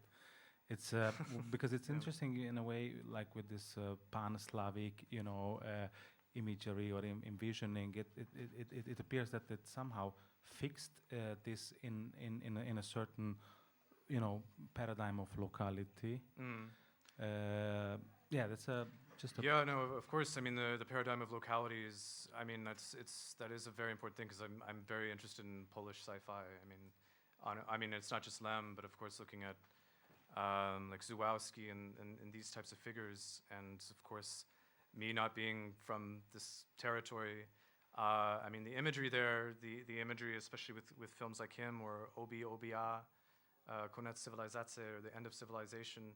I mean, what I find was kind of really striking, because I don't think I can really, I don't have the way to kind of articulate it as much as I'd like to. But of course, when I look at from also the circumstances of the Holocaust and how that was really influential, especially for someone like Lem, who never, explicitly addresses it in a lot of his work. There's only actually a passing. There's a passage in one of his books, his Master's Voice, where he is referencing how one of the scientists actually witnesses basically an execution of his fellow friends, and of course Lem was also Jewish in this case too. So, and this was kind of what he was confronted with, obviously the ultimate terror of his execution. In a lot of his books, I think this is kind of the recurring concept that he views it perhaps from a local perspective, that yes, there are these kind of inherent tendencies for us to be carrying out atrocities and carrying out Holocaust and so forth. But then from his kind of wider cosmic perspective, he kind of sees this as the kind of natural forces of entropy in this case, and kind of more or less saddling those two types of viewpoints in this case. And there's even in some of his works where he has one robot actually witness basically a massacre on a spaceship. And the question that's gripped there with the robot is should the creator of the robot actually destroy the memories of that of what happened, or should they preserve it? And I think for someone like Lem, I think this is something he was probably really wrestling with his whole life, but he didn't really want to kind of particularize it, and that was what I was kind of refraining from in some sense. So that's why the initial impulse, I knew it was never going to be fulfilled, because there's obviously specific types of histories and narratives and languages and conceptions of something such as science fiction that I don't think there can be. I mean, well, I can't say it, but I didn't really want to just find a common point and then just erase the nuances in this case. So, yeah. Just to follow on this lineage of thought, I was wondering if Laura and Petrika would have something to add with regards to this idea of futurity in the sense of lost futures, or having this kind of weird, nostalgo-futuristic, sensibility towards failed attempts of utopist visions, and whether if it has this kind of accentuation in the realm of locality as well, like whether if it would be worth of investigating on a comparative study of the fragmentation of various failed attempts of utopian socialist visions in our region. I think the first example that comes to mind is another sort of research project that we developed called Camera Archiva, which is this digital platform, and also a book which we brought and should be found somewhere on the table, about editorial projects, basically the publishing industry that existed between 1947 and 1989. And we, not exclusively, but we had this kind of very specific interest in also unearthing science fiction related and other kind of futuristic attempts to imagine what would happen in this, kind of imaginary future that never happened, actually.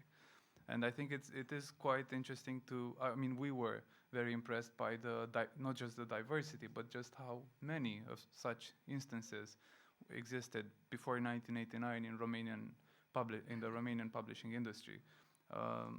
And I think this also, maybe if I were to extrapolate and maybe to try to link it to some sort of bigger picture, and also to go back to this idea of the future, we could say that, or at least one of our conclusions was that, of course, leaving aside all the repressive and oppressive mechanisms that were in function in socialist Romania, this kind of bureaucratic and very tightly led society was one, at least in terms of its publishing industry, was one that was future-oriented and that was in this kind of active search for, or an active act of imagining some sort of forecasting, some sort of anticipation of what could happen the day after tomorrow. And I think those were the tiny slices of futures that never happened, that could be not just, the easiest way of understanding them is, of course, we have something to learn from them. But I think it is actually much more than that. It is about, or at least to us, it is their value is derived from the fact that they were coexisting, that they lived together under this, this shared canopy of multiple futures. And I think futures in the plural is a formula that maybe should be used more often. It is this kind of, the possibility of engaging with lots of different pathways that lead us into various futures, rather than this kind of singular trajectory toward a prescribed or a future that has been decided by some kind of arbitrary forces. And yeah, this is something that we identified in the archive. Okay, thank you very much. Time is pressing, the future is upon us, and it is time to leave the stage for Roundcolm and Monstra. I would like to say that we've only perhaps broached some of the topics and themes which are still ahead of us, and tomorrow we will meet for a very similar session. We will have presentations by Dustin Breitling, as well as Adaptive Collective, Daniel Hüttler and Janina Weissengruber. And we'll be joined by Louis Armand for a very similar debate on very similar topics with all our present guests present. I would once again like to very much thank Petre Mogos and Laura Naum, Dustin Breitling, Rahel Molnar, and Zsolt Miklósfolgi. And thank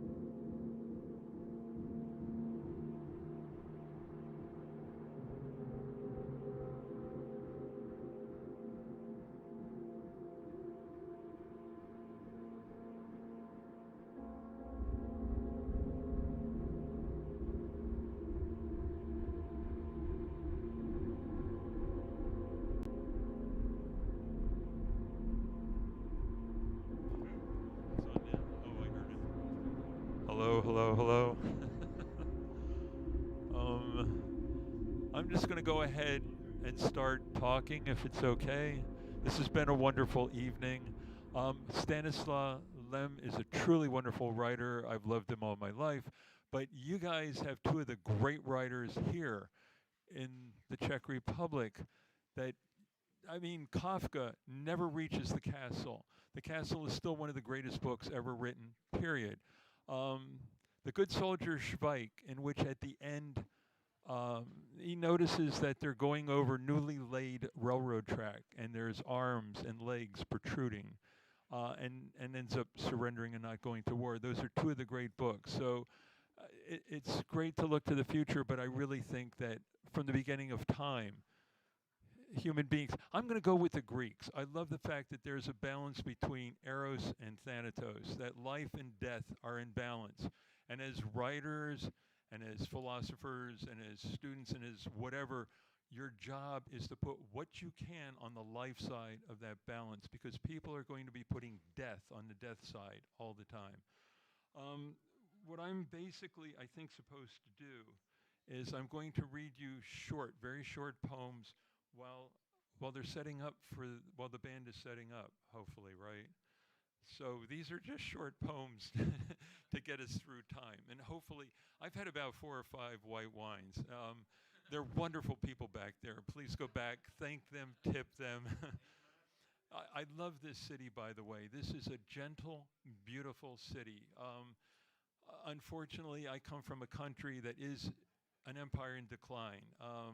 For us, 9/11 was Rome's 405 or 410, whichever date you want to take. Trump is one of the evilest emperors. Not really. He's a fairly evil emperor. We're going through a really interesting period, and I apologize for anything America does. Sorry. Weekend. The day is warm and bright. We lie in the sun, sipping our drinks, our fingers barely touching. There's going to be a lot like that. They're all short. Philosopher at the picnic. I think I'm starting to like you, she says.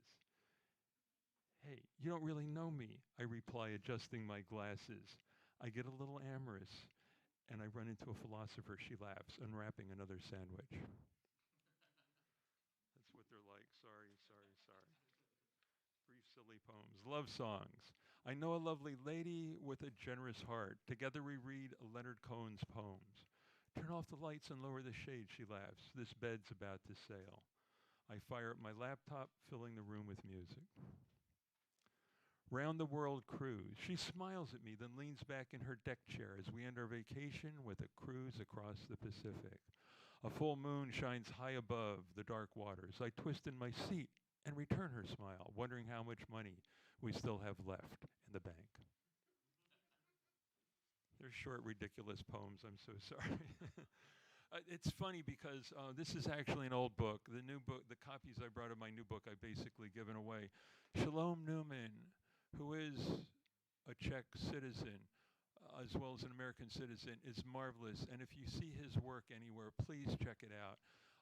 He is sort of one of the futures of art. He does these pieces called Mini Americas, and they're roughly, let's say, 2.5 feet by about 4 feet, framed, and they're heads made out of broken toys. And they have a motion detector, and as you approach them, they turn on, and then they tell you a story. So they're multidimensional. He calls his art fusion art, and he has done performances here in Prague. He's a wonderful human being. Oh, he did the cover for this, and he showed it to me today, and I said, what the heck, I'll read some poems from it. Jet. Sitting on the edge of his plastic wading pool, our kid plays in the water. Far above him, thin white contrails stretch across the sky, reaching for the horizon. It's supposed to be a sad poem because the jets, of course, represent a bad thing. Sorry. Our father left the family sailing away to America on a rusting freighter. I can picture him sitting on the deck in a spindly wooden chair reading a thick French novel, Proust, perhaps. And I can imagine him tossing the book overboard in frustration, putting diamonds briefly in the sea. The traveler, leafing through travel brochures, he plans a vacation country by country. He has been unlucky in love. A wife, 2 children, and several in-laws populate his past like bright souvenirs. Sitting in his armchair, he navigates the world. Oh, Sigmund, surprised by joy, because I guess Freud does mean joy, doesn't it? To some degree or another, I think. My German, meine Deutsch ist nicht sehr gut, sorry. Sigmund, surprised by joy. Sigmund, a thoughtful child, transcribes his dreams on his bedroom wall using a purple crayon. When he plays with his die-cast cars, pushing them across the rug, he can't help but hear the music of the spheres. Sigmund asks his mother, can we stay up late tonight and watch the stars come out? Oh, do they have Chinese fortune cookies here? Oh, okay, this is genuinely three fortunes, Chinese future. Number 1, keep your poise. Number 2, creative artistic study is favored. Number 3, just try to avoid careless errors. It was actually three of those in a row. Sinbad discovers Manhattan Island. Weaving through the haze, wary gulls avoid his gaze. They're short. Oh, my last name, my father was German, my mother was Polish. They were World War II. It was an interesting childhood. My last name is sort of a play on the city of Köln in Germany, Cologne.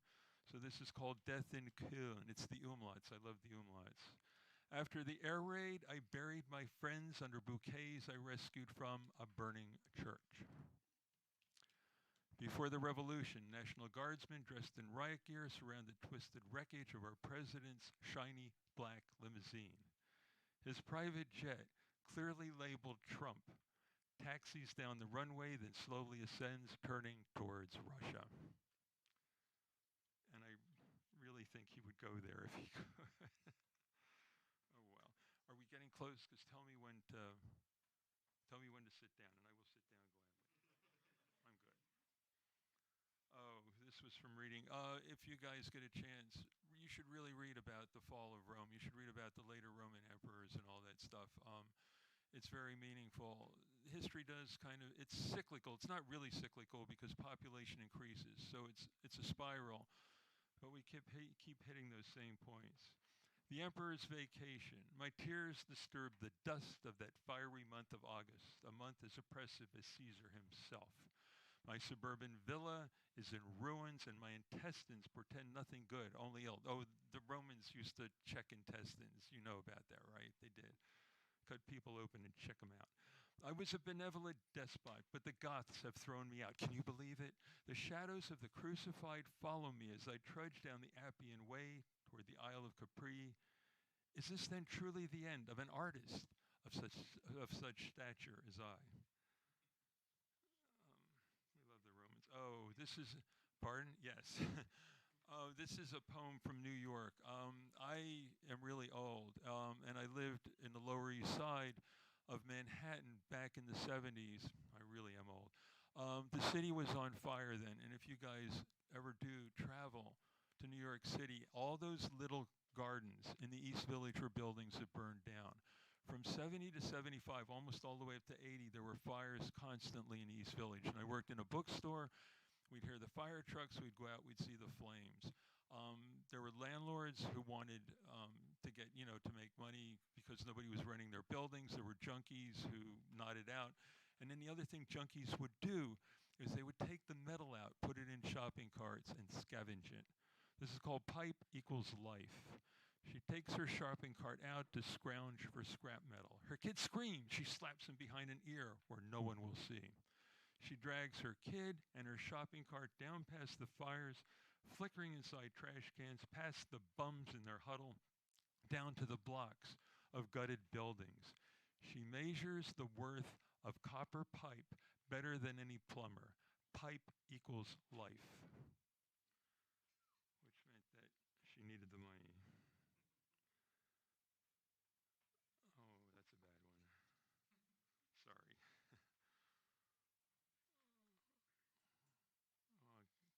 No, this is a bad one too, but I'll do it. Still alive and kicking.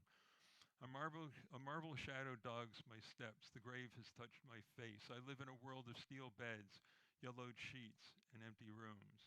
I shun all male visitors, though I never seem to hesitate if they're of the other sex. I linger in the cafeteria, slowly chewing my food, my hand on my crotch, tucked from sight as I fantasize about forbidden embraces under cloud-cloaked skies. I'll start getting near the end, I have a feeling, right? The best of everything. Sitting in the basement beside an empty freezer, I hear this noise inside me, and I'm not even hungry. They're all short. Sorry. Here we go. My golden alibi. The evening moon climbs up the sky as the tide sweeps in from Europe black and silver, filling my ears with the sound of surf. It brings back the film, which was wonderful. This has been a wonderful evening.